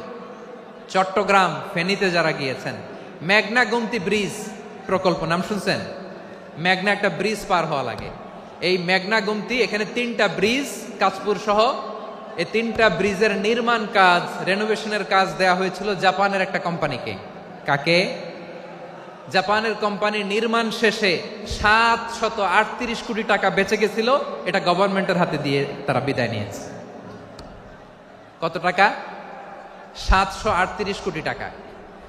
যত প্রাক্কলিত ব্যয় নির্ধারণ করা হয়েছে সব টাকা সরকার, তৎকালীন সরকার, 2019-এর সরকার, কারা ছিল তো জানেন? এই 2019-এর সরকার তাদেরকে দিয়েছে। তারা রিনোভেশন নির্মাণ শেষে 738 কোটি টাকা অতিরিক্ত বেঁচে গেছিল, এটা আবার গভর্নমেন্টের হাতে বুঝাই দিয়ে তারা বিদায় নিচ্ছে। আমরা কেন এমন হইতে পারলাম না? জাপানের ওরাও মানুষ, আমরাও মানুষ, তার মানে মানুষে মানুষে পার্থক্য আছে না নাই?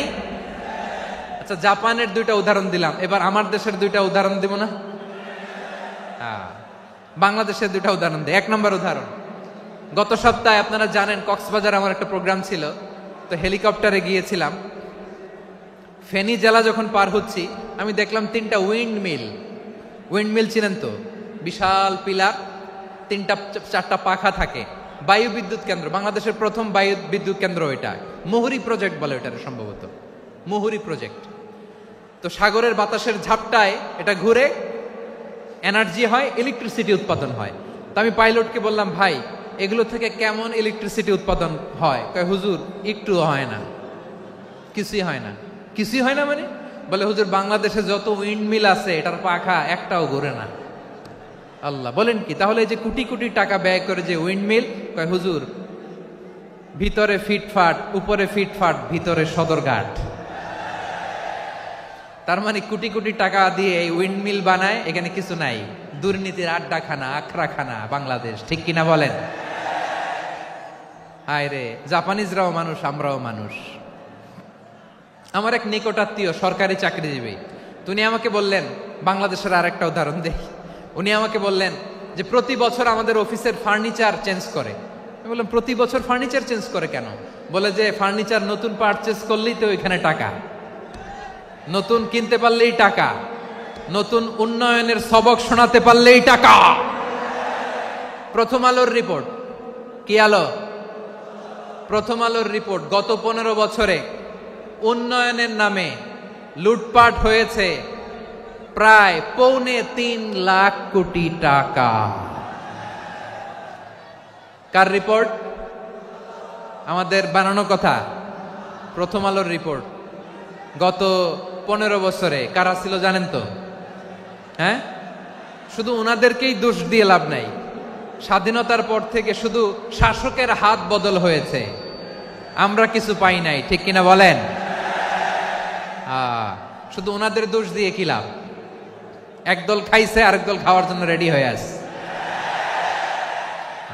আমরা এরকম চাই না, জনগণকে ফুটপাতে বসাই দিস। প্রিয় ভাইয়েরা, তাহলে জাপানের মানুষও মানুষ, আমরাও মানুষ। সিদ্ধান্ত আপনার, কোন মানুষ হবেন, ভালো মানুষ না খারাপ মানুষ? আজকের আলোচনার বিষয় হচ্ছে মানব সম্পদের উন্নয়ন, হিউম্যান রিসোর্স ডেভেলপমেন্ট।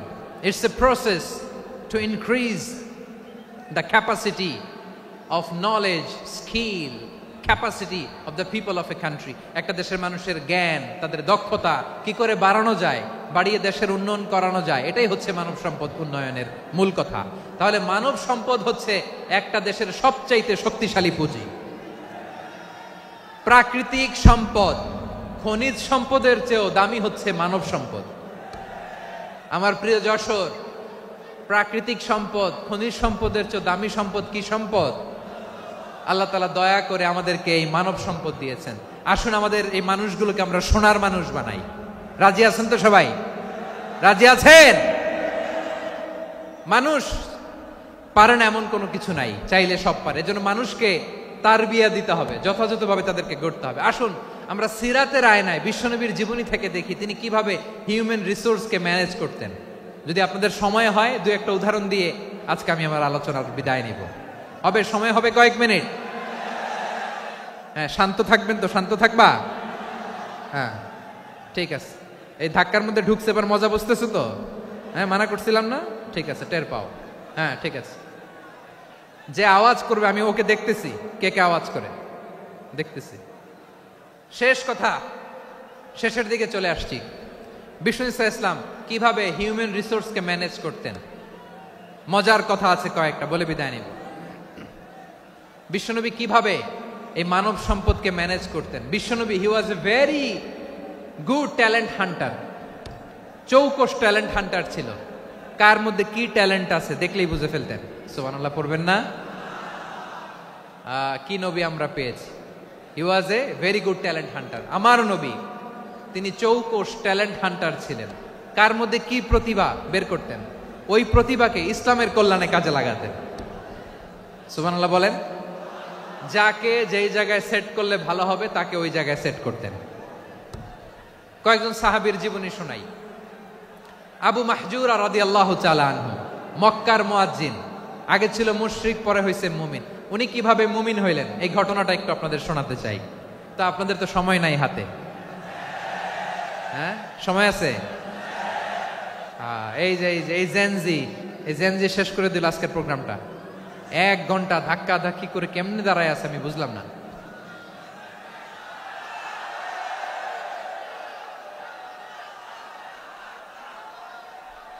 না না, তাকবিন না, চুপ করতে হবে। What I need you stop, just shut up, চুপ। হ্যাঁ ঠিক আছে, এভাবে। আবু মাহজুরা রাদিয়াল্লাহু তাআলা আনহু কিভাবে মুসলিম হলেন আওয়াজ করে শুনেন। হুনাইনের যুদ্ধ 8ম হিজরি, বিষ্ণু ইসলাম হুনাইনের যুদ্ধ শেষে ফিরতেছেন, পথিমধ্যে বেলাল রাদিয়াল্লাহু তাআলা আনহু। এই যে আবার কথা, আই রে আল্লাহ রে, এখানে ধাক্কা ধাক্কি কেন? চলে যাও, পেছনে যাও, পেছনে যাও। কি আজীব তামাশা, যেখানে যায় এখানে ধাক্কা ধাক্কি, মারামারি, গায়ের উপরে কাঁধের উপরে শাউটিং। অনেক গুরুত্বপূর্ণ কথা পয়েন্ট করে নিয়ে আসে যে বলবো, এই শাউট করার কারণে প্রোগ্রামটাই নষ্ট করে দেয়। আসছে আমার ভালোবাসা দেখাইতে, প্রোগ্রামটাই শেষ করে দিয়ে চলে যায়। স্টপ, আবার কথা বল, স্টপ। হুনাইনের যুদ্ধে 8ম হিজরি, কত হিজরি? সবাই বলেন না একটু, কত হিজরি? 8ম হিজরিতে হুনাইনের যুদ্ধে রাসূল সাল্লাল্লাহু আলাইহি ওয়াসাল্লাম ফিরে আসতেছেন মদিনায়। পথিমধ্যে বেলাল রাদিয়াল্লাহু তাআলা আনহু আজান দিচ্ছেন। কি দিচ্ছেন? তো পাশে ছিল মুশরিকদের একটা পল্লী, কিছু মুশরিক তরুণ, কিছু অমুসলিম কিশোর, তারা আজানকে ব্যঙ্গ করতেছে। আমাদের বাংলায় মুখ ভেঙ্গানো বলে আর কি। বেলাল রাদিয়াল্লাহু তাআলা আনহু আজান দিচ্ছেন, ওই বাচ্চাগুলো মুশরিক, তো ওরা আজানকে ব্যঙ্গ করতেছে, বিকৃতি করে ওরাও আজান দিচ্ছে। উদ্দেশ্য হচ্ছে আজানকে নিয়ে ঠাট্টা করা। উদ্দেশ্য কি? ঠাট্টা করা। ব্যাপারটা মনে কষ্ট পাওয়ার মতো ব্যাপার না? কিন্তু বিশ্বনবী ওইখানে দেখেন কি খুঁজলেন। বিশ্বনবী খেয়াল করলেন অমুসলিম কিশোরদের মধ্য থেকে একটা কিশোরের গলাটা বড় দরাজ গলা, কণ্ঠটা বড় সুন্দর। খেয়াল করে দেখলেন যে কিছু কিশোর বেলালের আজানকে ব্যঙ্গ করে, বিকৃতি করে, কিন্তু একজনের কণ্ঠ দেখতে পাচ্ছেন না এত দূরে, কিন্তু কণ্ঠটা বড় সুন্দর, দরাজ গলা। বিশ্বনবী সাহাবীদেরকে বললেন, ধরো এগুলারে, ধরো। সবগুলারে ধরে বিশ্বনবীর সামনে আনা হলো। ওরা হাঁটু গেড়ে বসলো। বিশ্বনবী বললেন, তোমাদের মধ্যে কে যেন ব্যঙ্গ করে আজান দিচ্ছিল, তার গলাটা বড় উঁচু, গলার বেসটা বড় মজবুত, মেলোডিয়াস, সুমধুর কণ্ঠ। কে? আবু মাহজুরা বলে, আমার বন্ধুরা সবাই আমার দিকে আঙ্গুল দেখায়, আমি পড়ে গেছি বিপদে। রাসূল সাল্লাল্লাহু আলাইহি ওয়াসাল্লাম বাকি অমুসলিম তরুণদেরকে ছেড়ে দিলেন, বললেন তোমরা যাও। এবার আবু মাহজুরারে পাইছে। আবু মাহজুরার চুলের মধ্যে হাত দিলেন বিশ্বনবী, মাথায় হাত দিয়ে বললেন, এবার আজান দাও দেখি। আবু মাহজুরা বলে, আমি তো আজান দিতে জানি না, কারণ আমি তো বেলালেরটা শুইনা দিছি, আমার তো মুখস্থ নাই, আমি তো আজান দিতে জানি না। বিশ্বনবী বললেন, জানো না?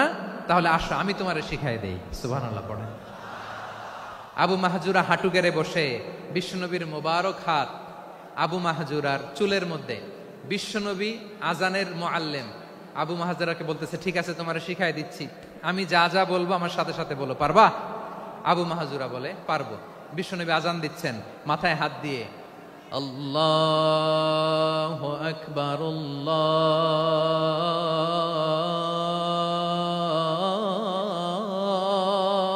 আকবার। আবু মাহজুরা এই বাক্যটা পড়লেন। বিশ্বনবী দ্বিতীয় বাক্য পড়তে আরম্ভ করলেন, আল্লাহু আকবার,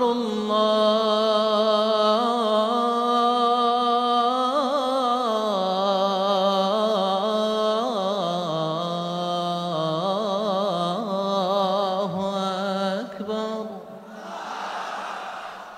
আবু মাহজুরা এই বাক্যটাও বললেন। বিশ্বনবী আবু মাহজুরার মাথার মধ্যে হাত দিয়ে তৃতীয় বাক্য পড়লেন, আশহাদু আল্লা ইলাহা ইল্লাল্লাহ।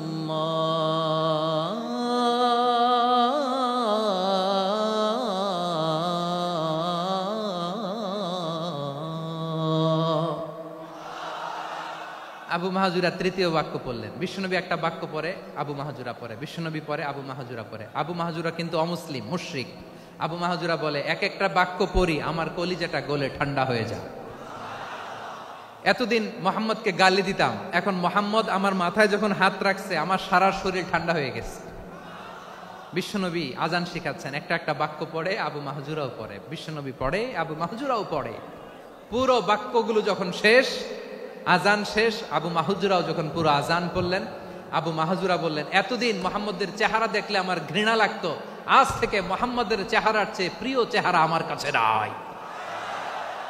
আবু মাহাজুরা বললেন, ও মুহাম্মদ, আজানের বাক্য তো আপনি আমারে শেখালেন, এখানেই শেষ করবেন না, আপনি আমারে পড়ায় দেন, লা ইলাহা ইল্লাল্লাহু মুহাম্মাদুর রাসূলুল্লাহ সাল্লাল্লাহু আলাইহি ওয়াসাল্লাম। বিশ্বনবীর সাথে দাঁড়িয়ে উনি শাহাদা পড়ে মুসলমান হয়ে গেলেন। এবার আবু মাহাজুরা বলে, ইয়া রাসূলুল্লাহ, ইয়া হাবিবাল্লাহ, আমি মুমিন হয়েছি, মুসলমান হয়েছি, আপনার কাছ থেকে আজান শিখার সৌভাগ্য আমি লাভ করেছি গো নবী। আমার কণ্ঠের বড় তারিফ করেছেন, আপনি আমার আজানকে আপনি পছন্দ করেছেন। একটা জিনিস আপনার কাছে চাই, আপনি আমাকে মক্কার মসজিদুল হারামের মুয়াজ্জিন হিসেবে অ্যাপয়েন্ট করে দে। বিষ্ণু ঈসা ইসলাম বললেন, যাও আবু মাহজুরা, আমি তোমাকে পৃথিবীর শ্রেষ্ঠতম মসজিদ মক্কার মসজিদুল হারামের মুয়াজ্জিন হিসেবে অ্যাপয়েন্ট করে দিলাম। দেখছেন কিভাবে ট্যালেন্ট হান্টিং করতে হয়, কিভাবে হিউম্যান রিসোর্স মানব সম্পদকে ব্যবহার করতে হয়। আসছিল আজানকে ভেঙ্গাইতে, আসছিল কেন? আজানকে ব্যঙ্গ করার জন্য, বিকৃত করার জন্য। আজানকে বিকৃত করতে যে ইসলামের সবচাইতে শ্রেষ্ঠ মসজিদের মুয়াজ্জিন হয়ে গেল। পড়েন সুবহানাল্লাহ। হযরত আবু মাহজুরা রাদিয়াল্লাহু তাআলা আনহু ওনার এই সুললিত কণ্ঠ ব্যবহার করে মসজিদুল হারামে এত সুন্দর করে আল্লাহু আকবার বলে আজান দিতেন, মানুষগুলোর, মুসল্লিগুলোর, মক্কাবাসীর হৃদয়কে তিনি বিগলিত করে দিতেন, মানুষের হৃদয়কে ঠান্ডা হয়ে যেত। শুধু এখানেই শেষ না আমার যশোরের ভাইয়েরা, বিশ্বনবী যখন সাইয়েদনা আবু মাহজুরা রাদিয়াল্লাহু তাআলা আনহুকে আজান শিখাচ্ছিলেন, বলেন তো বিশ্বনবীর হাতটা কোথায় ছিল? আবু মাহজুরার মাথার সামনে, এই চুলের উপরে ছিল। আবু মাহজুরা ওই স্মৃতিটাকে ধারণ করবার জন্য, ওই স্মৃতিকে বহন করার জন্য বিশ্বনবীর মোবারক হাত আবু মাহজুরার কপালের চুলের যেই জায়গায় লেগেছে, মৃত্যুর আগের দিন পর্যন্ত আবু মাহজুরা মাথার ওই চুলে কোনোদিন ছুরি আর কামার লাগায় নাই, সেখানে কেচি লাগায় নাই, চুলের মধ্যে খুর লাগায় নাই। আবু মাহজুরা ডান দিকের চুল কাটতো, বাম দিকের চুল কাটতো, পেছনের চুল কাটতো, সামনের চুল কাটতো না। আবু মাহজুরা রাদিয়াল্লাহু তাআলা আনহুর সামনের চুলগুলো বড় হতে হতে যখন এত বড় হয়ে যায়, তিনি চুলগুলো পেঁচিয়ে মাথার মধ্যে রাখতেন, তারপরে তিনি পাগড়ি পরতেন। সবাই জিজ্ঞেস করতো, আবু মাহজুরা, এটা আবার কেমন স্টাইল? দেখতে তোমারে কি বিদঘুটে লাগে, কেমন অড লাগে, কেমন খারাপ দেখা যায়। মক্কায় এমন কোন মানুষ তো দেখি নাই, ডানে চুল কাটে, বায়ে চুল কাটে, পেছনে চুল কাটে, সামনে কাটে না। ওরে আবু মাহজুরা, কেমন দেখা যায় তোমারে, তুমি সামনের চুল কাটো না কেন? আবু মাহজুরা বলে, আমি হাঁটু গেড়ে পেয়ারা নবীর সামনে বসেছিলাম, আমার এই মাথার চুলের মধ্যে মুবারক হাত লাগিয়ে বিশ্বনবী নিজে আমাকে আজানের প্রতিটা বাক্য শিক্ষা দিয়েছেন। বিশ্বনবীর মোবারক হাত, পবিত্র হাত আমার মাথার চুলের যেই জায়গায় লেগেছে, আমি চাই ওই চুলগুলা নিয়ে আমি আমার কবরের ভিতরে যাব। সাইয়েদনা আবু মাহজুরা রাদিয়াল্লাহু তাআলা আনহু ইন্তেকালের আগের পর্যন্ত মাথার সামনের চুলগুলা কাটে নাই, মাথার সামনের চুল তিনি কাটেন নাই। সুবহানাল্লাহ বিহামদি। কেমন ভালোবাসতেন বিশ্বনবী সাহাবীদেরকে, সাহাবারা কেমন ভালোবাসতেন বিশ্বনবীকে। সামনের চুলগুলো বড় হতে হতে এত বড় ছিল, পেঁচিয়ে রেখে পাগড়ি পরতেন, কাটতেন না। নবীর হাত লেগেছিল, সুবহানাল্লাহ পড়েন। তাহলে what is the lesson, moral of the story কি? মোরাল অফ দ্য স্টোরি হচ্ছে, আসছিল আজানকে ব্যঙ্গ করার জন্য, বিকৃত করার জন্য, হয়ে গেল মসজিদুল হারামের মুয়াজ্জিন। দেখেন বিশ্বনবী একটা খারাপ সিচুয়েশনের মধ্যে থেকে কি ভালো জিনিস বের করে আনলেন। আমি যে শুরুতে বলেছি কিভাবে তিনি হিউম্যান রিসোর্সকে ডেভেলপ করেছেন, ম্যানেজ করেছেন। তিনি যে চৌকুশ ট্যালেন্ট হান্টার ছিল দেখেন, সবার মধ্যে থেকে এর বাছাই করে মুয়াজ্জিন বানাই দিয়েছেন। সুবহানাল্লাহ পড়েন। তার মানে এই না সবাইরে ধরে ধরে উনি মুয়াজ্জিন বানাইছেন। যার যেই ট্যালেন্ট আছে তাকে ওই কাজে অ্যাসাইন করেছেন। যার যেই প্রতিভা আছে তার প্রতিভাকে ইসলামের কাজে লাগিয়েছেন। সুবহানাল্লাহ পড়েন। যায়েদ বিন সাবিত রাদিয়াল্লাহু তাআলা আনহু নাম শুনেছেন? যশোর কথা বেরোয় না। যদি জিজ্ঞাসা সালমান খানের নাম শুনছেন, সবাই হাত তুলবে, জি হুজুর শুনছি, মানে সব দেখা শেষ। সালমান খান, আমির খান, অমুক খান, সব খান মুখস্থ, কিন্তু যায়েদ বিন সাবিতের নাম মুখস্থ নাই মুসলমানদের। যেই সাহাবী মাথার সামনের চুল কাটে নাই, মসজিদুল হারামের মুয়াজ্জিন বানাইছেন বিশ্বনবী, সাহাবীর নাম কি? খায়া ফেলাইস, স্লোগানের সাথে খায়া ফেলাইস। আবু মাহজুরা, কি নাম? আবু মাহজুরা আল জুমাহি রাদিয়াল্লাহু তাআলা আনহু। এই নামটা আজকে নিয়ে যাইতে হবে যশোর। আবু মাহজুরা রাদিয়াল্লাহু তাআলা আনহু। 2 নম্বরে বলছিলাম যায়েদ বিন সাবিত রাদিয়াল্লাহু তাআলা আনহু। বিশ্বনবী দেখলেন মদিনার এই আনসারী সাহাবী হাইলি ট্যালেন্টেড, ইন্টেলেকচুয়াল, মেরিটোরিয়াস, জ্ঞানের প্রতি তার আকর্ষণ, মারাত্মক আকর্ষণ। বিশ্বনবী তাকে দায়িত্ব দিলেন, কোরআন যা নাজিল হয় তুমি লিখো, কাতিবুল ওয়াহি বানায় দিলেন। সুবহানাল্লাহ। যায়েদ বিন সাবিতরে আবার আজান শিখান নাই, কারণ তার মধ্যে বিশ্বনবী প্রতিভা দেখেছেন, একাডেমিক প্রতিভা। বিশ্বনবীর একাডেমিক প্রজেক্টগুলো তিনি হ্যান্ডেল করতেন। যায়েদ বিন সাবিত ছিল বিশ্বনবীর ব্যক্তিগত সচিব। কি ছিল? ব্যক্তিগত সচিব। বোঝেন নাই? বিশ্বনবীর ব্যক্তিগত সচিব এবং দোভাষী। ইহুদিরা কিছু লিখে দিলে এটার অর্থ বিশ্বনবীরে বুঝায় দিতেন, আবার ইহুদিদের কাছে কিছু লিখতে হলে তিনি লিখে দিতেন। বিশ্বনবী একদিন বললেন, ইন্নী ওয়াল্লাহি মা আমানু ইয়াহুদা আলা কিতাব। ইহুদিরা যে চিঠি পাঠায় অর্থ তো বুঝি না, আরেক ইহুদি আইনে অর্থ করা লাগে। আবার ইহুদিদের কাছে কিছু লিখে পাঠাইতে চাইলে আমরা তো লিখতে পারি না, ইহুদিরে দিয়ে লেখা লাগে। ওরা যে পয়রা শোনায় লিখে দেয়, আমি ওদের বিশ্বাস করি না। আমার নিজের একজন লোক দরকার। বিশ্বনবী এই যায়েদ বিন সাবিতকে চুজ করলেন ল্যাঙ্গুয়েজের জন্য। উনি বললেন, যায়েদ তোমার সফট স্কিলকে ডেভেলপ করতে হবে, তুমি হিব্রু ল্যাঙ্গুয়েজ শিখে ফেলো। যায়েদ বিন সাবিত বলল, বিশ্বনবীর মোটিভেশন আর ইন্সপিরেশন পেয়ে আমি 15 দিনে ইহুদিদের এই হিব্রু ল্যাঙ্গুয়েজ শিখে ফেললাম। শুধু শিখে ফেললাম না, হাত্তা হাদিকতু, even I became master in the language. এই ভাষা আমি পারদর্শী হয়ে গেলাম। এরপরে ইহুদিরা চিঠি লিখে পাঠালে আর কোনো ইহুদি ডাকা লাগতো না, আমি নবীর এটার অর্থ শুনে পরে বুঝাই দিতাম। আবার ইহুদিদের কাছে চিঠি লেখা লাগলে আমি যায়েদ বিন সাবিত চিঠি লিখে দিতাম। সুবহানাল্লাহ। দেখেন, এত সাহাবীর মধ্য থেকে বিশ্বনবীর একাডেমিক প্রজেক্ট, ব্যক্তিগত সচিব, দোভাষী হিসেবে তিনি যায়েদ বিন সাবিতের মতো তরুণকে নির্বাচিত করেছেন। কেমন ট্যালেন্ট হান্টার ছিল আমার নবী। সুবহানাল্লাহ পড়বেন না? বিশ্বনবীর ইন্তেকালের পরে সাইয়েদনা আবু বকর রাদিয়াল্লাহু তাআলা আনহু যখন খলিফা হয়ে আসলেন, কোরআনকে সংকলনের দায়িত্ব দেয়া লাগবে, কোন সাহাবীকে দিবেন? সব সাহাবারা মিলে পরামর্শ করলেন। সাইয়েদনা আবু বকর, ওমর সবাই মিলে এই বিশাল কোরআন সংকলনের গুরু দায়িত্ব বিশ্বনবীর ব্যক্তিগত সচিব, বিশ্বনবীর দোভাষী, বিশ্বনবীর সিলেক্ট করাই লোক যায়েদ ইবনে সাবিত রাদিয়াল্লাহু তাআলা আনহুকে দিয়েছে। কোরআনের কপি তো আজকে এখানে রাখে নাই। এই যে আজকের যে কোরআন পড়েন, এটা আগে এরকম ছিল না। কোরআন নাজিল হলে সাহাবারা চামড়ার, ওটের চামড়ায় লিখে ফেলতো, ওটের চ্যাপ্টা হাড্ডির মধ্যে লিখে ফেলতো, গাছের গুড়ির মধ্যে লিখে ফেলতো। বিভিন্ন জনের কাছে ছড়ানো ছিটানো ছিল। আবু বকর রাদিয়াল্লাহু তাআলা আনহু একসাথে করলেন, পরবর্তীতে উসমান রাদিয়াল্লাহু তাআলা আনহু একসাথে করলেন। 114 সূরার এখন এই মুসহাফ, এই কম্পাইলেশন, এই কপি আমরা পেয়েছি, যার হিউজ কন্ট্রিবিউশন ছিল। এই পুরো কোরআন কম্পাইলেশনের প্রজেক্ট ম্যানেজার ছিল যায়েদ বিন সাবিত রাদিয়াল্লাহু তাআলা আনহু। কোরআন কম্পাইলেশনের প্রজেক্ট ম্যানেজার। দেখেন, ওনারে মাথায় হাত দিয়ে আজান শিখায় নাই। সুবহানাল্লাহ কইবেন না? তাহলে প্রথম সাহাবী আবু মাহজুরাকে মুয়াজ্জিন বানাইলেন, যায়েদ বিন সাবিতকে ব্যক্তিগত সচিব আর দোভাষী বানালেন, মুসআব ইবনে উমাইর রাদিয়াল্লাহু তাআলা আনহুকে ইসলামের প্রথম অ্যাম্বাসেডর বানালেন। তাহলে তৃতীয় নাম্বার একজন সাহাবীর নাম বলছি, মুসআব ইবনে উমাইর। মুসআব কি নাম? নামটা কেমন লাগে? এই কয়েকজনের ভাল লাগে, বাকিদের ভাল লাগে না?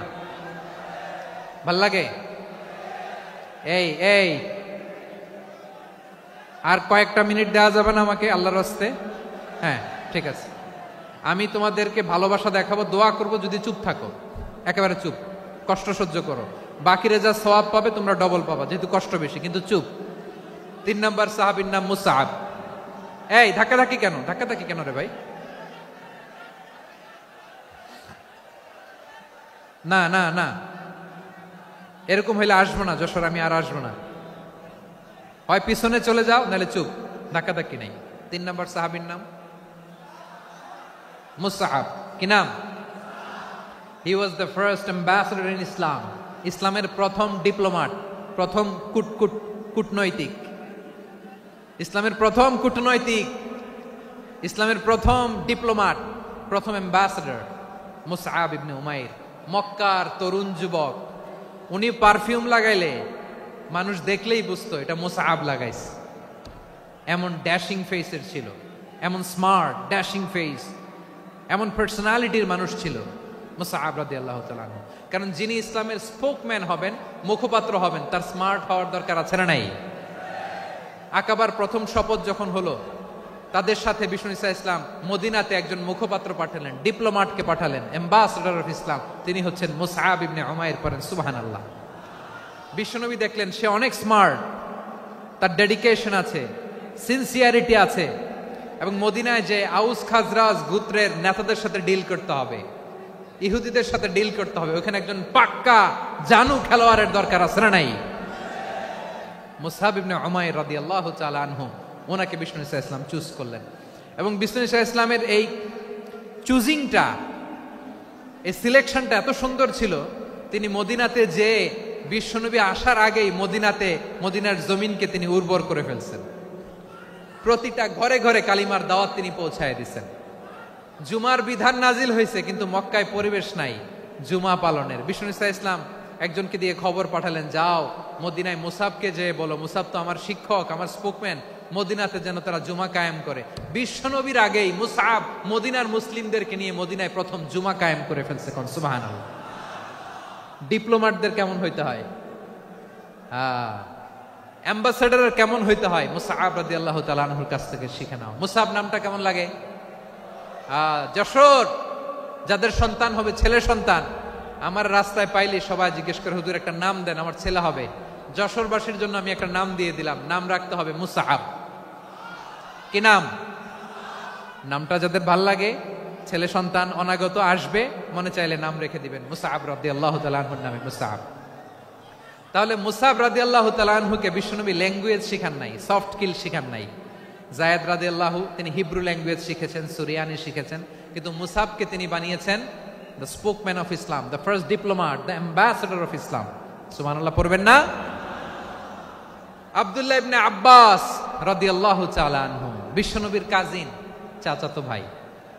আবার মাইমুনা রাদিয়াল্লাহু তাআলা আনহু, মাইমুনা নবীর স্ত্রী, তিনি ছিলেন আব্দুল্লাহর আপন খালা।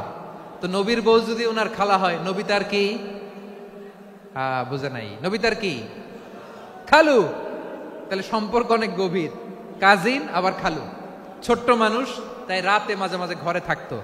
বিশ্বনবী দেখলেন আব্দুল্লাহ যেহেতু আমার ঘরে ঢুকতে পারে, আব্দুল্লাহরে এই উম্মতের বড় শিক্ষাবিদ বানাইতে হবে।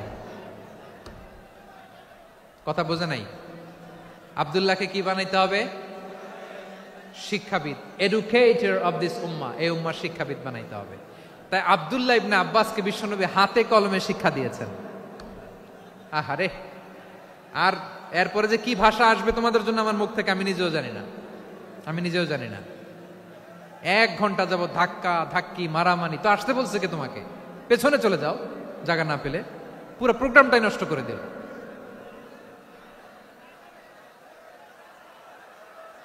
জি, আমার দিকে তাকান, আমি শেষ করে দিচ্ছি। হবে না, ইন্টেলেকচুয়াল আলোচনা এখানে হবে না, আমি বুঝতে পারছি, আমি শেষ করে দিচ্ছি।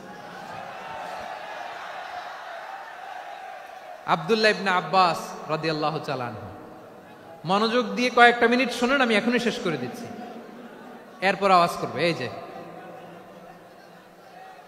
এগুলো কি আমি বুঝলাম না। আমি বললাম না সব করা যাবে, বসে যাও, শুয়ে যাও, চলে যাও, আওয়াজ করা যাবে না। অন্যকে বসো এটাও বলার দরকার নেই, জাস্ট এদিকে তাকাও। আল্লাহ। আব্দুল্লাহ ইবনে আব্বাস রাদিয়াল্লাহু তাআলা আনহু, ওনাকে বিশ্বনবী হাতে কলমে শিক্ষা দিয়েছেন, যেহেতু উম্মতের শিক্ষাবিদ হবেন, এডুকেটর হবেন। তো বিশ্বনবী রাতে যখন তাহাজ্জুদ পড়তেন, ছোট্ট আব্দুল্লাহ ঘরে থাকতো, বুঝতে পেরেছেন? ছোট্ট মানুষ তো ঘরে থাকতো। তো বিশ্বনবী তাহাজ্জুদের জন্য একবার দাঁড়িয়েছেন, ছোট্ট আব্দুল্লাহ ওযু করে দাঁড়াইছে। আচ্ছা বলেন তো, ইমাম আর মুসল্লি মোট যদি দুইজন হয়, একজন ইমাম একজন মুসল্লি, তো মুসল্লি ইমামের কোন দিকে দাঁড়াবে? ডানে দাঁড়াবে। ছোট্ট আব্দুল্লাহ বোঝে নাই, বিশ্বনবী তাহাজ্জুদ শুরু করেছেন, উনি একতেদা করছেন আর দাঁড়াইছেন বায়ে। কোথায় দাঁড়িয়েছেন? আব্দুল্লাহ বলেন, যখন আমি বায়ে দাঁড়ালাম, আখাযা রাসূলুল্লাহ সাল্লাল্লাহু আলাইহি ওয়াসাল্লাম উযুনি আল ইউমনা ইয়াফতিলুহা, বিশ্বনবী নামাজরত অবস্থায় আমার কান ধরে টেনে আমার ডান দিকে এনে দাঁড় করায় দিলেন। পড়েন সুবহানাল্লাহ। দেখেন হাতে কলমে শিক্ষা। আর জীবনে ভুল হবে? কথা কয় না, আর ভুল হবে? আর ভুল হবে না। এভাবে বিশ্বনবীর অনেক সঙ্গ পেয়েছেন, সফর করেছেন, একই বাহনে বসেছেন, এক বাহনে বসে লম্বা নসিহত করেছেন, বলেছেন, ইয়া গোলাম ইহফাজিল্লাহ ইয়াহফাজকা, ইহফাজিল্লাহ তাজিদহু তুজাহাক, ইযা সাআলতা ফাসআলিল্লাহ ওয়া ইযা ইসতাআনতা ফাসতাইন বিল্লাহ। আল্লাহর বিধান মানো, আল্লাহর বিধান রক্ষা করো, আল্লাহ তোমায় রক্ষা করবে। আব্দুল্লাহ, চাইতে হলে আল্লাহর কাছে চাও, সাহায্য চাইতে হলে আল্লাহর কাছে সাহায্য চাও। মনে রাখো, গোটা বিশ্বের সবাই যদি তোমার সাহায্য করতে চায়, ততটুকুই করতে পারবে যতটুকু আল্লাহ তোমার নসিবে রেখেছে।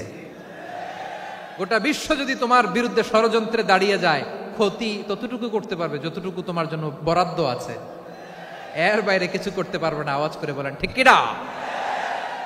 এভাবে হাতে কলমে শিখিয়েছেন, বিশ্বনবীর সঙ্গ পেয়েছেন। ওনাকে বিষ্ণু ইসলাম শিক্ষাবিদ, এডুকেটর অফ দিস উম্মাহ হিসেবে সিলেক্ট করেছেন, হাতে কলমে শিখিয়েছেন। বিশ্বনবী একবার প্রকৃতির ডাকে সাড়া দিয়ে এসেছেন। এখন কি করতে হবে? নামাজের জন্য অজু করতে হবে। বিশ্বনবী এসেই দেখেন অজুর বদনায় পানি ভরা, খুশি হয়ে গেলেন, বললেন, কে রেখেছে পানি? একজন বলল, আব্দুল্লাহ রেখেছে। বিশ্বনবী অত্যন্ত খুশি হলেন, খুশি হয়ে একটা দোয়া করলেন, বললেন, আল্লাহুম্মা ফাক্কিহু ফিদ্দীন ওয়া আল্লিমহু তা'ওয়ীল। আল্লাহ, তুমি আব্দুল্লাহকে দ্বীনের বুঝ দিও আর কোরআনের তাফসীর শিক্ষা দিও। বিশ্বনবীর এই দোয়া এমন লাগছে, উনি রাইসুল মুফাসসিরিন, এই পৃথিবীতে যত মুফাসসির ছিল, যত মুফাসসির আসবে, সকল মুফাসসিরের সম্রাট হিসেবে স্বীকৃত হয়েছেন আব্দুল্লাহ ইবনে আব্বাস। বিশ্বনবী ওনারা আজান শিখান নাই, বিশ্বনবী ওনারা ল্যাঙ্গুয়েজ শিখান নাই, বিশ্বনবী ওনারা অ্যাম্বাসাডার বানান নাই, হাতে কলমে শিক্ষা দিয়েছেন। ছোট্ট মানুষ, বিশ্বনবী ইন্তেকাল করলেন, আবু বকরের সময় গেল, ওমরে ফারুকের খেলাফত, তখনও তিনি তরুণ। ওমরে ফারুক রাদিয়াল্লাহু তাআলা আনহু ওনার ক্যাবিনেট মিনিস্ট্রির বৈঠকে এ আব্দুল্লাহ ইবনে আব্বাসকে পাশ দিয়ে বসায় রাখতেন। বয়স্ক সাহাবারা এটা পছন্দ করতো না, তারা বলতো, ঘটনা কি? আব্দুল্লাহর মতো ছেলে নাতি আমাদের আছে, এরা কেন রাখে ওমরে ফারুক? ওমরে ফারুক এটা টের পেলেন, তিনি বুঝতে পারলেন যে ক্যাবিনেট মেম্বাররা এটা পছন্দ করে না, ছোট্ট আব্দুল্লাহরা কেন রাখি, কেন যে রাখি, এটা একদিন বুঝাবো। একদিন মিটিং এ তিনি সবাইকে বললেন, ইদা জাআ নাসরুল্লাহি ওয়াল ফাতহ। এই আয়াত দ্বারা উদ্দেশ্য কি বলেন তো মুরব্বী সাহাবীরা? এক সাহাবী বলেন, এই সূরা দ্বারা উদ্দেশ্য, আল্লাহ বলেছেন আমাদেরকে বিভিন্ন ল্যান্ড, বিভিন্ন এলাকা বিজয় করতে হবে। ওমরে ফারুক বললেন, না, হয়নি। আরেকজন বললেন, বিজয় হওয়ার পর আমাদের বেশি বেশি আল্লাহর বরত্বের ঘোষণা দিতে হবে, এটা উদ্দেশ্য। ওমরে ফারুক বললেন, না, হয় নাই। যারে জিজ্ঞেস করেন কেউ পারে না। সব শেষে বিশ্বনবী ছোট্ট আব্দুল্লাহরে বলেন, আব্দুল্লাহ, ইদা জাআ নাসরুল্লাহি ওয়াল ফাতহ, এর দ্বারা উদ্দেশ্য কি বলো তো? ছোট্ট আব্দুল্লাহ বলেন, হুয়া আজালু রাসূলিল্লাহ। এই আয়াত দ্বারা বিশ্বনবীর বিদায়কে উদ্দেশ্য নেওয়া হয়েছে। ওমরে ফারুক বললেন, হাযা হুয়া, এটাই তো সঠিক উত্তর, এটাই সঠিক তাফসীর এই আয়াতের।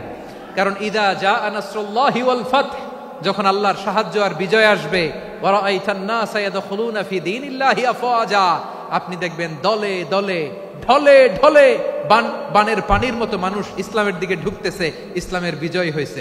তো ইসলামের বিজয়ের মিশন নিয়ে নবী আসছে, বিজয়ী যখন হয়ে গেছে, এখন তো নবীর বিদায় হবে। জোরে বলেন ঠিক কিনা? কোন সাহাবী এই সূক্ষ্ম কথাটা ধরতে পারে নাই, ওই আব্দুল্লাহ ছাড়া। আব্দুল্লাহ যখন উত্তর দিছে, সব সাহাবীদের টনক নড়েছে। এরপর থেকে কোনো ক্যাবিনেট মিটিং এ আর কোনো সাহাবারা কোনো প্রশ্ন করে নাই। আওয়াজ করে পড়েন সুবহানাল্লাহ। বিশ্বনবী আব্দুল্লাহ ইবনে আব্বাসকে দ্য এডুকেটর অফ দ্য উম্মাহ, উম্মার শিক্ষাবিদ হিসেবে গ্রহণ করেছেন। আওয়াজ করে পড়তে হবে আল্লাহু আকবার। সাহাবীদের নামগুলো মনে থাকবে? 1 নম্বরে আবু মাহজুরা, মুয়াজ্জিন বানাইছেন। যায়েদ ইবনে সাবিত, দোভাষী, ট্রান্সলেটর অফ প্রফেট, এবং তিনি ছিলেন বিশ্বনবীর ব্যক্তিগত সচিব। Musab ibn Umair, the first ambassador and diplomat of Islam. Abdullah ibn Abbas, এই উম্মার সবচেয়ে বড় এডুকেটর, শিক্ষাবিদ। আরেকজন ছিল আব্দুল্লাহ ইবনে মাসউদ রাদিয়াল্লাহু তাআলা আনহু। 2 আব্দুল্লাহ, আব্বাস গেল, আরেকজন হচ্ছে মাসউদ। মক্কার তরুণ, ছাগল পালতো মুশরিকের বিশ্বনবী আর আবু বকর রাদিয়াল্লাহু তাআলা আনহু একবার গেলেন, যে দেখে এই তরুণ দাঁড়ায় আছে। বিশ্বনবী বলেন, আমি খুব ক্ষুধার্ত, তোমার কাছে কি দুধ আছে ছাগলের? আব্দুল্লাহ আছে, ওয়ালাকিন আনা মু'তামান, কিন্তু যে দুধ আছে এটা আমানতের, আমি দিতে পারবো না। বিশ্বনবী এইটা শুনেই তারা টার্গেট করে ফেলছে। আনা মু'তামান, দুধ আছে কিন্তু এটা আমার মালিকের, আমি তো দরদ দেখাই, আমার মালিকের দুধ, আপনি পথিক, আপনারা দিতে পারি না। বিশ্বনবী টার্গেট করে ফেলছেন, এরে আমার কাজে লাগাইতে হবে। বিশ্বনবী বলেন, আচ্ছা ঠিক আছে, দুধ দিও না, কিন্তু এমন ছাগি আছে কিনা যেই ছাগির সাথে কোনো ছাগলের মিলন হয় নাই, তার ওলানে দুধও আসে নাই, বাচ্চাও নাই, এরকম ছাগির থেকে যদি আমি দুধ খাই তাহলে তো সমস্যা নাই। বলতেছে, এরকম ছাগির থেকে দুধ খাইলে সমস্যা নাই, কারণ এরকম ছাগির ওলান থেকে দুধ আসবেও না। বলতেছে, ঠিক আছে, এরকম একটা ছাগি নিয়ে আস। নিয়ে আসা হলো। বিশ্বনবী বিসমিল্লাহ বলে ওই ছাগির ওলানে হাত দিলেন। হাত দিতে দেরি, পুরো ওলানটা দুধে ভরে যেতে দেরি হয় না। বিশ্বনবী আর আবু বকর রাদিয়াল্লাহু তাআলা আনহু দহন করে পেট ভরে খেলেন। এই দৃশ্য আব্দুল্লাহ ইবনে মাসউদের হৃদয়ে দাগ কাটলো। এই মুজিজা দেখে তিনি বললেন, আশহাদু আল্লা ইলাহা ইল্লাল্লাহ ওয়া আশহাদু আন্না মুহাম্মাদুর রাসূলুল্লাহ। তিনি ষষ্ঠ মুসলিম ছিলেন, 6 নম্বর মুসলমান। ওনাকে টার্গেট করে বিশ্বনবী দেখলেন এমন ইন্টেলেকচুয়াল ব্রেন, উনি সূক্ষ্ম সূক্ষ্ম জিনিস বুঝে বেশি, ফিকহি জ্ঞান ওনার মধ্যে বেশি। বিশ্বনবী ওনাকে কোরআনের জ্ঞান শিক্ষা দিতে লাগলেন। উনি বিশ্বনবী সবার কাছে কোরআন শোনায়, কিন্তু বিশ্বনবী নিজে আব্দুল্লাহ ইবনে মাসউদের কাছ থেকে কোরআন শুনতো। বিশ্বনবী একবার বললেন, ইকরা আলাইয়া ইয়া মাসউদ। ইবনে মাসউদ, একবার শোনাও তো কোরআন দেখি। আব্দুল্লাহ ইবনে মাসউদ বলে, আকরাউ আলাইকা ওয়া আলাইকা উনজিল। নবী, আপনার উপর কোরআন নাজিল হয় আর আমি আপনার সামনে কোরআন পড়ব। বিশ্বনবী বললেন, ইন্নী উহিব্বু আন আসমাআহু মিন গায়রি। আমি নিজে পড়তে যেমনি ভালোবাসি, অন্যে পড়ুক আমি শুনবো, এটাও আমি ভালোবাসি। সূরা নিসা তিনি তেলাওয়াত করে শুনিয়েছেন। এমন সূক্ষ্ম সূক্ষ্ম বিষয় বিশ্বনবী উনাকে ধরিয়ে দিয়েছেন। উনি হয়ে গিয়েছেন, আব্দুল্লাহ ইবনে আব্বাস হয়েছেন রাইসুল মুফাসসিরিন, উনি হয়ে গিয়েছেন ফাকিহুল উম্মাহ। উনার চাইতে বড় ফকি এই পৃথিবী আর দেখবে না। চিল্লায় বলেন সুবহানাল্লাহ। উনি বলতেন, ওয়াল্লাহি ওয়াল্লাহি ইল্লাযী লা ইলাহা গায়রু মা উনজিলাত সূরাতুন ইল্লা ওয়া আনা আ'লামু আইনা উনজিলাত ওয়া ফীমা উনজিলাত। বিশ্বনবী এমন ভাবে কোরআনের দার্স আমাকে দিয়েছেন, কোরআনে যত সূরা নাজিল হয়েছে, যেখানে নাজিল হোক না কেন আমি জানি এটা কোথায় নাজিল হয়েছে এবং কোন প্রেক্ষাপটে নাজিল হয়েছে। এমন একটা সূরা নাই যে সূরার কোথায় নাজিল হয়েছে আমি মাসুদের জানা নাই, কোন প্রেক্ষাপটে নাজিল হয়েছে আমার জানা নাই। এরকম ঘটবে না। চিল্লায় বলেন আল্লাহু আকবার। এই আব্দুল্লাহ ইবনে মাসউদ রাদিয়াল্লাহু তাআলা আনহু ওমরে ফারুকের সময় কুফার চিফ জাস্টিস ছিলেন। কুফা নগরীর চিফ জাস্টিস। চিফ জাস্টিস বুঝেন নাই? বিচারপতি। কি ছিলেন? সবাই বলে নাই, কি ছিলেন? বিচারপতি ছিলেন। এবং ওনার যে ফিকহি জ্ঞানের ধারা, এটাই আলকামা, ইব্রাহিম আন-নাখাই, হাম্মাদ ইবনে সুলাইমান হয়ে ইমাম আবু হানিফা পর্যন্ত পৌঁছেছে। এবং ওনার ফিকহি জ্ঞানের ধারাই হানাফি মাযহাবে অ্যাকসেপ্ট হয়েছে। আজও এগুলো হানাফি মাযহাবে চর্চিত হয়। হানাফি মাযহাবের সব ফিক আব্দুল্লাহ ইবনে মাসউদের ফিকহি জ্ঞানের ধারা থেকে নেওয়া হয়েছে। চিল্লায় পড়েন সুবহানাল্লাহ। তাহলে উনাকে বিশ্বনবী বানিয়েছেন জুরিস্ট, আইনবিদ, ফকিহ। উনারে আজান শিখান নাই। হিউম্যান রিসোর্স ডেভেলপমেন্ট কিভাবে করবেন, মানব সম্পদের উন্নয়ন কিভাবে করতে হয়, কিভাবে যার যেখানে প্রতিভা কাজে লাগাতে হয় উনি দেখিয়েছেন। সুবহানাল্লাহ পড়বেন না? খালিদ বিন ওয়ালিদ নাম শুনছেন? কে কে শোনেন নাই হাত তোলেন। কি ছিলেন? বীর যোদ্ধা ছিলেন খালিদ বিন ওয়ালিদ। কিন্তু তিনি ইসলাম ধর্ম গ্রহণ করেছেন অনেক দেরিতে, 8ম হিজরিতে। তার মানে 8ম হিজরির আগে উনি মুশরিকদের পক্ষে লড়াই করেছেন। ওনার হাতে কত মুসলিম সাহাবী যে নিহত হয়েছে হিসাব নাই। বিশ্বনবী টার্গেট করে রাখছে, তুমি আমাদের মুসলিমদের এত ক্ষতি করলা, তুমি যখন মুসলমান হবা তোমার দিয়ে আমি এমন কাম করামু যে এটা আর কেউ করতে পারবে না। সুবহানাল্লাহ নাই? যশোর ক্লান্ত হয়ে গেছে।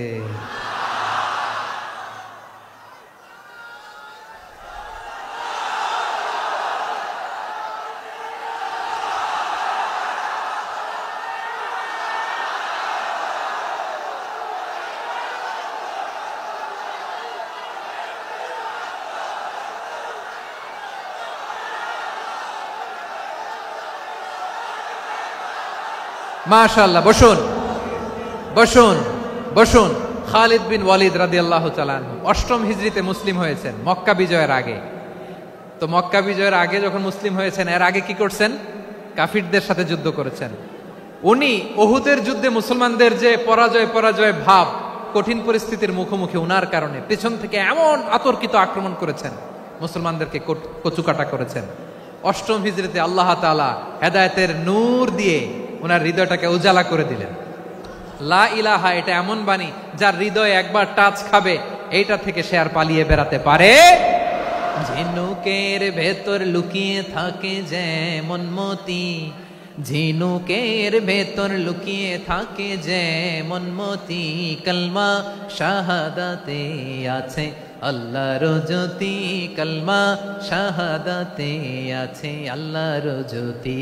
ঠিক কিনা বলেন? মক্কা বিজয়ের আগে মুসলিম হলেন, হওয়ার পরেই বিশ্বনবীর টার্গেট ফুলফিল হলো। ওই যে টার্গেট করে রেখেছেন আর দোয়া করেছেন, খালিদ বিন ওয়ালিদ যদি মুসলিম হয় তাকে আমি মিলিটারি চিফ বানাবো। ওনাকে আজান শিখান নাই, ওনার কান ধইরা নামাজের এই মাথা থেকে ওই মাথা আনান নাই, ফিকহি কোরআনের সূক্ষ্ম তাফসীর ওনারে শিখান নাই, অ্যাম্বাসেডর বানান নাই। বিষ্ণু ইসলাম উনাকে সামরিক অভিযানে প্রেরণ করেছেন। সামরিক অভিযানে তিনি প্রেরণ করেছেন। উনার জীবদ্দশায় উনার নেতৃত্বে যতগুলো যুদ্ধ হয়েছে, একটা যুদ্ধেও তিনি পরাজয় বরণ করেন নাই। ওমরে ফারুকের সময়কালে তিনি চিফ অফ মুসলিম মিলিটারি, মানে মুসলিম সেনাপতি হয়েছেন। যশোর আওয়াজ করো, ঠিক কিনা বলো? সেনাপতি, মুসলিম সেনাপতি। তাহলে কিভাবে হিউম্যান রিসোর্স ব্যবহার করতে হয় গোটা বিশ্ব আমার নবীর কাছ থেকে শিখে নাও। খালিদ বিন ওয়ালিদ, ওনাকে বিশ্বনবী একটা উপাধি দিয়েছেন। উপাধিটা হচ্ছে সাইফুল্লাহিল মাসলুল, আল্লাহর নাঙ্গা তরবারি, আল্লাহর খোলা তরবারি, দ্য ওপেন সোর্ড অফ আল্লাহ। খালিদ বিন ওয়ালিদ মুসলিম সেনাপতি। হাসান বিন সাবেত নাম শুনছেন? দেখি উনি কি ছিল বলেন। রাসূলের সভা কবি, কালচারাল হিজিমনিকে ডিফিট করার জন্য উনি ভালো অস্ত্র চালানো জানতেন না, ওই কাজে উনি যেতেন না। ওনার ছিল কাব্য প্রতিভা। কাব্য প্রতিভা, কাফিররা কবিতা দিয়ে নবীকে গালি দিত। বিশ্বনবী বলতেন, ইয়া হাসান আজিব আন রাসূলিল্লাহ, তুমি নবীর হয়ে কাফেরদের এই কথাগুলোর জবাব দাও। বিশ্বনবীর একটা মিম্বার ছিল, বিশ্বনবীর মিম্বারের পাশাপাশি মসজিদে নববীতে এই হাসান বিন সাবেতের জন্য বিশ্বনবী একটা স্পেশাল মিম্বার বানিয়ে দিয়েছেন। এখান থেকে তুমি জবাব দাও। এবং বিশ্বনবী বলেছেন, আল্লাহুম্মা আইয়িদহু বিরূহিল কুদুস, আল্লাহ হাসান আমার পক্ষে জবাব দেয়, তুমি জিব্রাইল মারফত তাকে সাহায্য পাঠাইয়া দিও। রাসূল সাল্লাল্লাহু আলাইহি ওয়াসাল্লামের সভা কবি, the poet of the prophet, নবীর কবি। উনি কবিতা দিয়ে, এমন উচ্চাঙ্গের ভাষায় কবিতা দিয়ে তিনি জবাব দিতেন, কাফিরদের গা শিহরে যেত, তাদের হৃদয়ে আগুন ধরে যেত। তাহলে এরকম কবিরও দরকার আছে না নাই? এখন যাকে আল্লাহ দিছে কাব্য প্রতিভা, এরা যদি আপনি যুদ্ধের ময়দানে পাঠান হবে?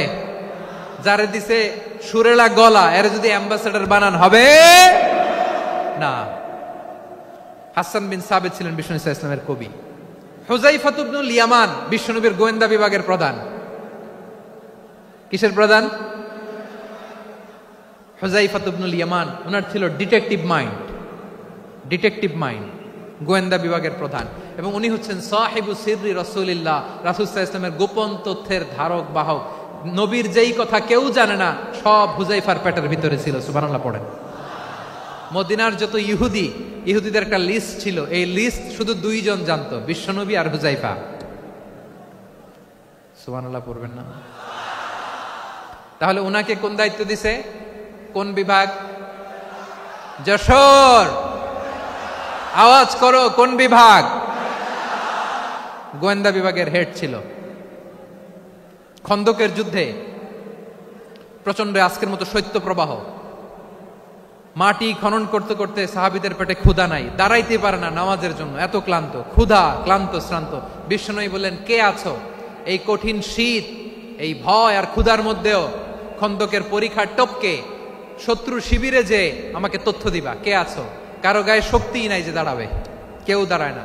বিশ্বনবী তখন নিজে হুজাইফাকে ডাক দিলেন, হুজাইফা, যে আমাকে আজকে শত্রু শিবিরের তথ্য এনে দিবে সে জান্নাতে আমার মোরাফাকা, আমার সঙ্গী হবে। হুজাইফা রাদিয়াল্লাহু ইবনুল ইয়ামান জীবনের ঝুঁকি নিয়ে এই ক্ষুধা, শৈত্য প্রবাহ, কোল্ড ওয়েভসকে উপেক্ষা করে পরীক্ষা টপকে শত্রু শিবিরে যে সবার কথাগুলো চুপে চুপে শুনে বিশ্বনবীর দরবারে এসে গোয়েন্দাদের মতো তথ্য সরবরাহ করেছেন। বিশ্বনবীর গোয়েন্দা বিভাগের প্রধান হুজাইফা ইবনুল ইয়ামান ইন্টেলিজেন্স বিভাগ চালাতেন। মুনাফিকদের নাম ওনার কাছে ছিল। মুআয ইবনে জাবাল মদিনা রাষ্ট্রের সবচেয়ে সিনিয়র আমলা ছিলেন। আমলাতন্ত্র চিনেন তো? প্রশাসনিক কাজ যারা চালায়, অ্যাডমিনিস্ট্রেশন বোঝেন না? The department of administration. মদিনার রাষ্ট্রের সিনিয়র আমলা মুআয ইবনে জাবাল মুতাখাসসিসুন ফিল হালালি ওয়াল হারাম, হালাল হারামের স্পেশালিস্ট ছিলেন। বিশ্বনবী উনাকে ইয়ামানের গভর্নর করে পাঠাইছেন। বলেছেন, ইন্নাকা তা'তি কওমান আহলা কিতাব, এমন গোষ্ঠীর কাছে যাবা যারা ইহুদি নাসারা, আগে শাহাদা পড়লে এরপরে নামাজের দাওয়াত দিও, নামাজ পড়লে যাকাতের দাওয়াত দিও। গভর্নরের অ্যাটিটিউড যেমন থাকে তেমন অ্যাটিটিউড ধরে রেখো। সুবহানাল্লাহ পড়েন। তাহলে মুআয ইবনে জাবালকে দিয়ে বিশ্বনবী কবিতা লেখায় নাই, চিঠি লেখায় নাই, আজান দেওয়ায় নাই। সুবহানাল্লাহ পড়বেন না? সব শেষ সাহাবী বলি আবু হুরায়রা রাদিয়াল্লাহু তাআলা আনহু। নাম শুনছেন? বিড়ালের বাবা। কি করতেন? খালি হাদিস মুখস্থ করতেন। উনি বলতেন, আলজামু রাসূলুল্লাহ আলা মিল ইবাতনি, আমার শুধু পেটের ক্ষুধার বন্দোবস্ত হইলে আমি নবীর সঙ্গ ছাড়তাম না। আমার আনসার সাহাবারা ক্ষেত খামারের কাজ করতো, আমার মুহাজির সাহাবারা ব্যবসা করতো, আর আমি নবীর সাথে সাথে থাকতাম। শুধু সকাল বিকাল দুই বেলা যদি আমার খাবারের বন্দোবস্ত হয়, আমি আর নবীর লক ছাড়ি না। সুবহানাল্লাহ কইবেন না?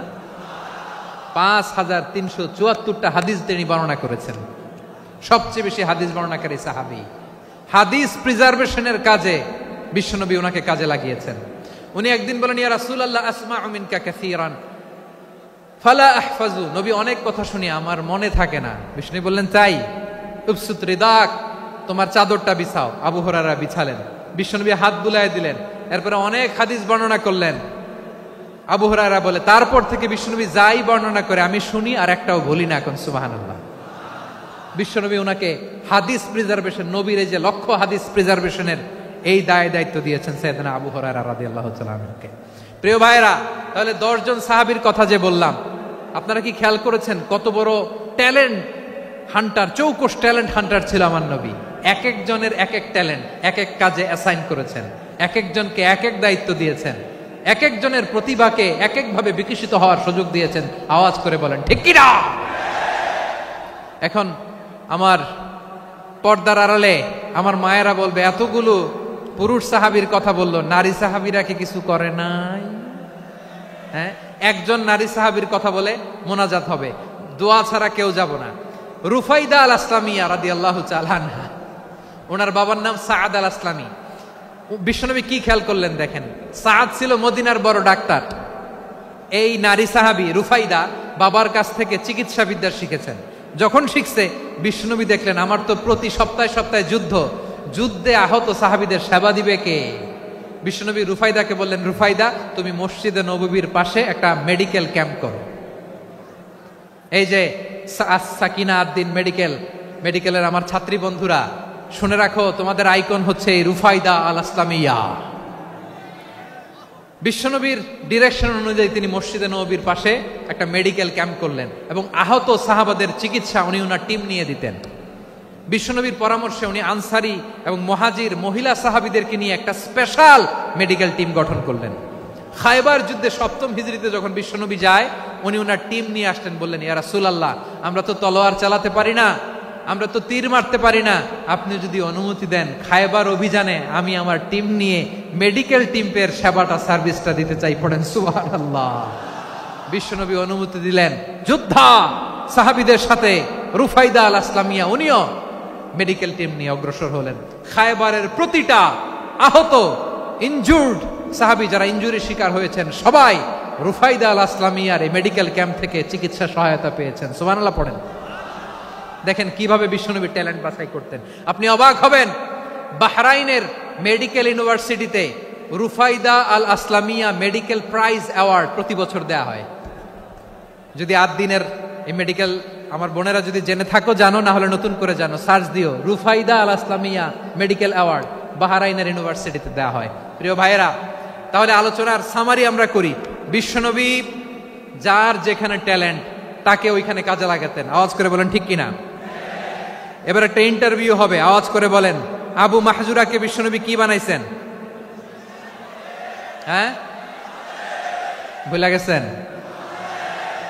সামনের চুলে হাত দিয়ে বিশ্বনবী কি সুন্দর গলায় আজান শিখালেন। মুয়াজ্জিন।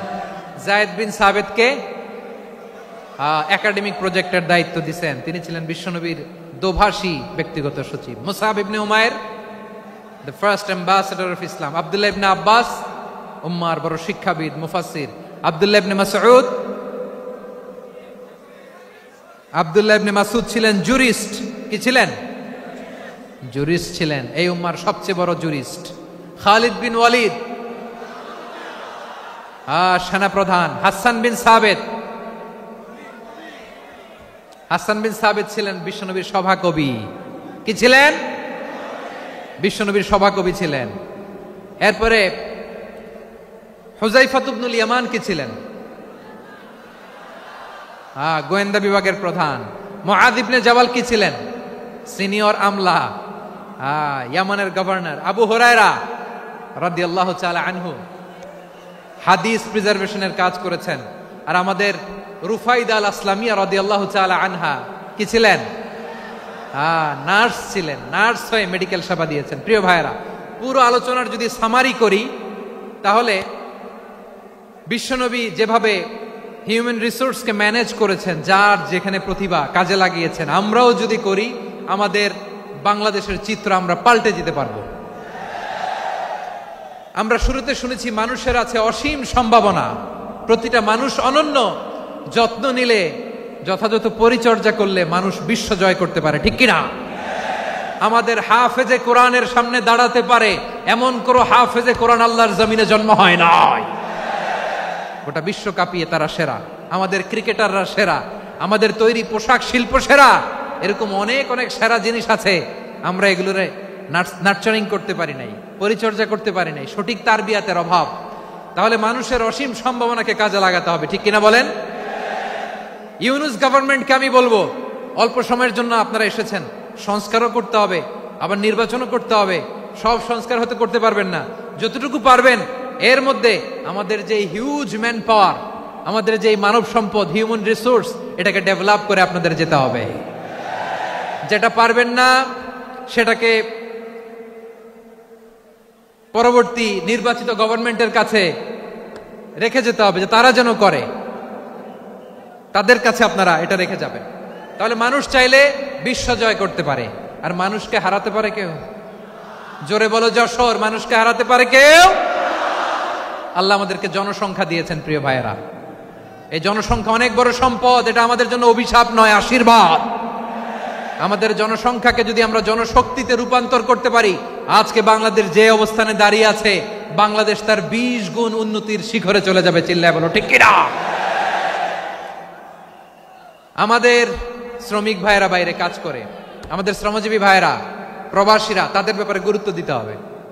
আমাদের শ্রমের দাম সবচেয়ে কম, সবচেয়ে কম। তারা এম্বাসিতে গুরুত্ব পায় না, এয়ারপোর্টে গুরুত্ব পায় না। এই সরকার অবশ্য তাদেরকে অনেক গুরুত্ব দিচ্ছে। আমাদের অদক্ষ শ্রমিককে যখন আমরা দুবাই পাঠাই, অল্প বেতন পায়, কিন্তু ইন্ডিয়ানরা দক্ষ শ্রমিক পাঠাইলে তার 3 গুণ বেতন পায়। আমরা আমাদের শ্রমিকদেরকে অদক্ষ ভাবে আর পাঠাতে চাই না, দক্ষ শ্রমিক পাঠিয়ে আমরা রেমিটেন্সের বন্যা বইয়ে দেব। আমাদের শ্রমিকদের পাঠানো রেমিটেন্সের টাকায় সচল থাকে আমার দেশের অর্থনীতির চাকা। তাদেরকে সবচেয়ে গুরুত্ব দিতে হবে। আমরা পেয়েছি ফ্রিডম ফাইটার, মুক্তিযোদ্ধা, আর আমার প্রবাসী ভাইরা হচ্ছে রেমিটেন্স ফাইটার। জোরে বলো ঠিক কিনা?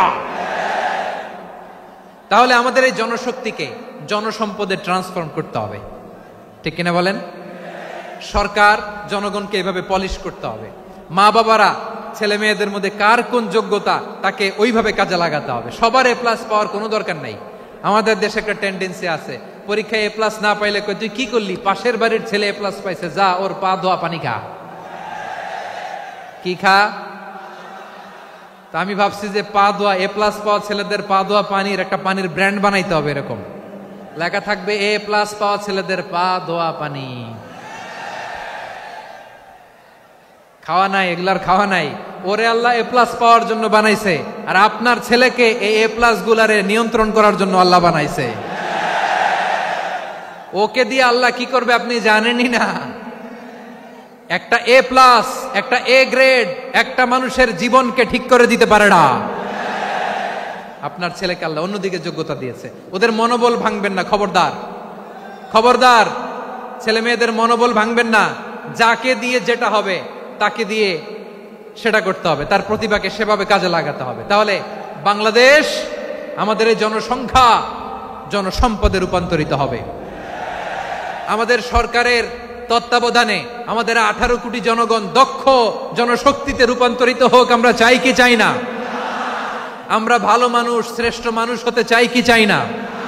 ওই জাপানিজদের মতো সৎ, ওই ইউরোপিয়ানদের মতো কালচার্ড, আমাদেরকে আল্লাহ তাআলা কোরআন সুন্নাহ অনেক কিছু দিয়েছেন।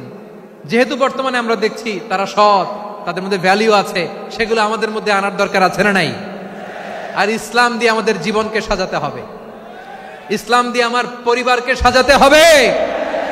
ইসলাম থেকে, কোরআন থেকে প্রেসক্রিপশন না নিলে জীবন সুন্দর হবে না। কোরআন থেকে প্রেসক্রিপশন না নিলে সমাজ সুন্দর হবে না। কোরআনের প্রেসক্রিপশন না মানলে রাষ্ট্র সুন্দর হবে না। কোরআনের প্রেসক্রিপশন অ্যাপ্লাই না করলে শুধু দুর্নীতি দমন কমিশন দিয়ে দুর্নীতি বন্ধ করা যাবে না। এজন্য কোরআনের আইন আমরা চাই কি চাই না? প্রিয় ভাইয়েরা, হিউম্যান রিসোর্স ডেভেলপমেন্ট, মানব সম্পদের উন্নয়ন, আমাদের সরকার যেন এদিকে নজর দেয়। আমরা যেন এই ব্যাপারে যত্নবান হয়ে উঠি। যাকে আল্লাহ যে যোগ্যতা দিয়েছে, এই যোগ্যতা দিয়ে আমরা যেন ইসলামের জন্য, দেশের জন্য কাজ করি। আমরা যেন আমাদের স্কিল ডেভেলপ করি, আমাদের পটেনশিয়ালকে ডেভেলপ করি। মোরালিটি, ভ্যালিউজ নিয়ে শায়েখ আহমদুল্লাহ আলোচনা করেছেন, এগুলো দিয়ে যেন আমরা আমাদেরকে সাজাই। আল্লাহ তাআলা আমাদের দেশকে তুমি নিরাপদ করো, আমরা পড়ি আমিন। আল্লাহ আমার 18 কোটি জনগণকে তুমি জনশক্তিতে রূপান্তরিত করো, আমিন। আল্লাহ আমরা হাতে হাত রেখে, কাঁধে কাঁধ মিলিয়ে, ভাইয়ে ভাইয়ে যেন এই দেশকে গড়তে পারি, আল্লাহ তুমি তৌফিক দান করো, আমরা পড়ি আমিন। আমার প্রিয় মহিউদ্দিন ভাই বলেছেন, হুজুর এমন একটা ঘোষণাপত্র দিয়ে যাবেন আজকের এই ঐতিহাসিক যশোরের প্রোগ্রামে, যেটা গোটা বাংলাদেশে মানুষ এটার উপর আমল করে। আমি যে কথাটা বলেছি এটাই, আসুন আমরা আমাদের জনসংখ্যাকে জনসম্পদে ট্রান্সফর্ম করি। আমাদের জনসংখ্যাকে আমরা যেন জনশক্তিতে রূপান্তরিত করি।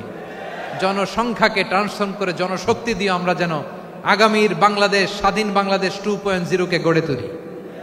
আল্লাহ তাআলা আমাদের সবাইকে কথাগুলো বোঝার, আমল করার তৌফিক দান করুন। এই জেনজি, ক্ষমা করে দিও আমাকে, অনেক ধমক দিছি, বকা দিছি। আল্লাহ তোমাদেরকে করুক, কবুল করুক, যশোরবাসীকে কবুল করুক, আদ দিনকে কবুল করুক, এই মেডিকেল কলেজকে কবুল করুক, ইসলামের জন্য বাঁধ ভাঙা এই জোয়ার এবং উচ্ছ্বাসকে আল্লাহ তাআলা কবুল করুক। হাযা মা ইনদি ওয়াল ইলমু ইনদাল্লাহ আলাইহি তাওয়াক্কালতু ওয়া ইলাইহি উনীব। সুবহানাকাল্লাহুম্মা ওয়া বিহামদিকা আশহাদু আল্লা ইলাহা ইল্লা আনতা আস্তাগফিরুকা ওয়া আতুবু ইলাইক। আল্লাহুম্মা আমিন।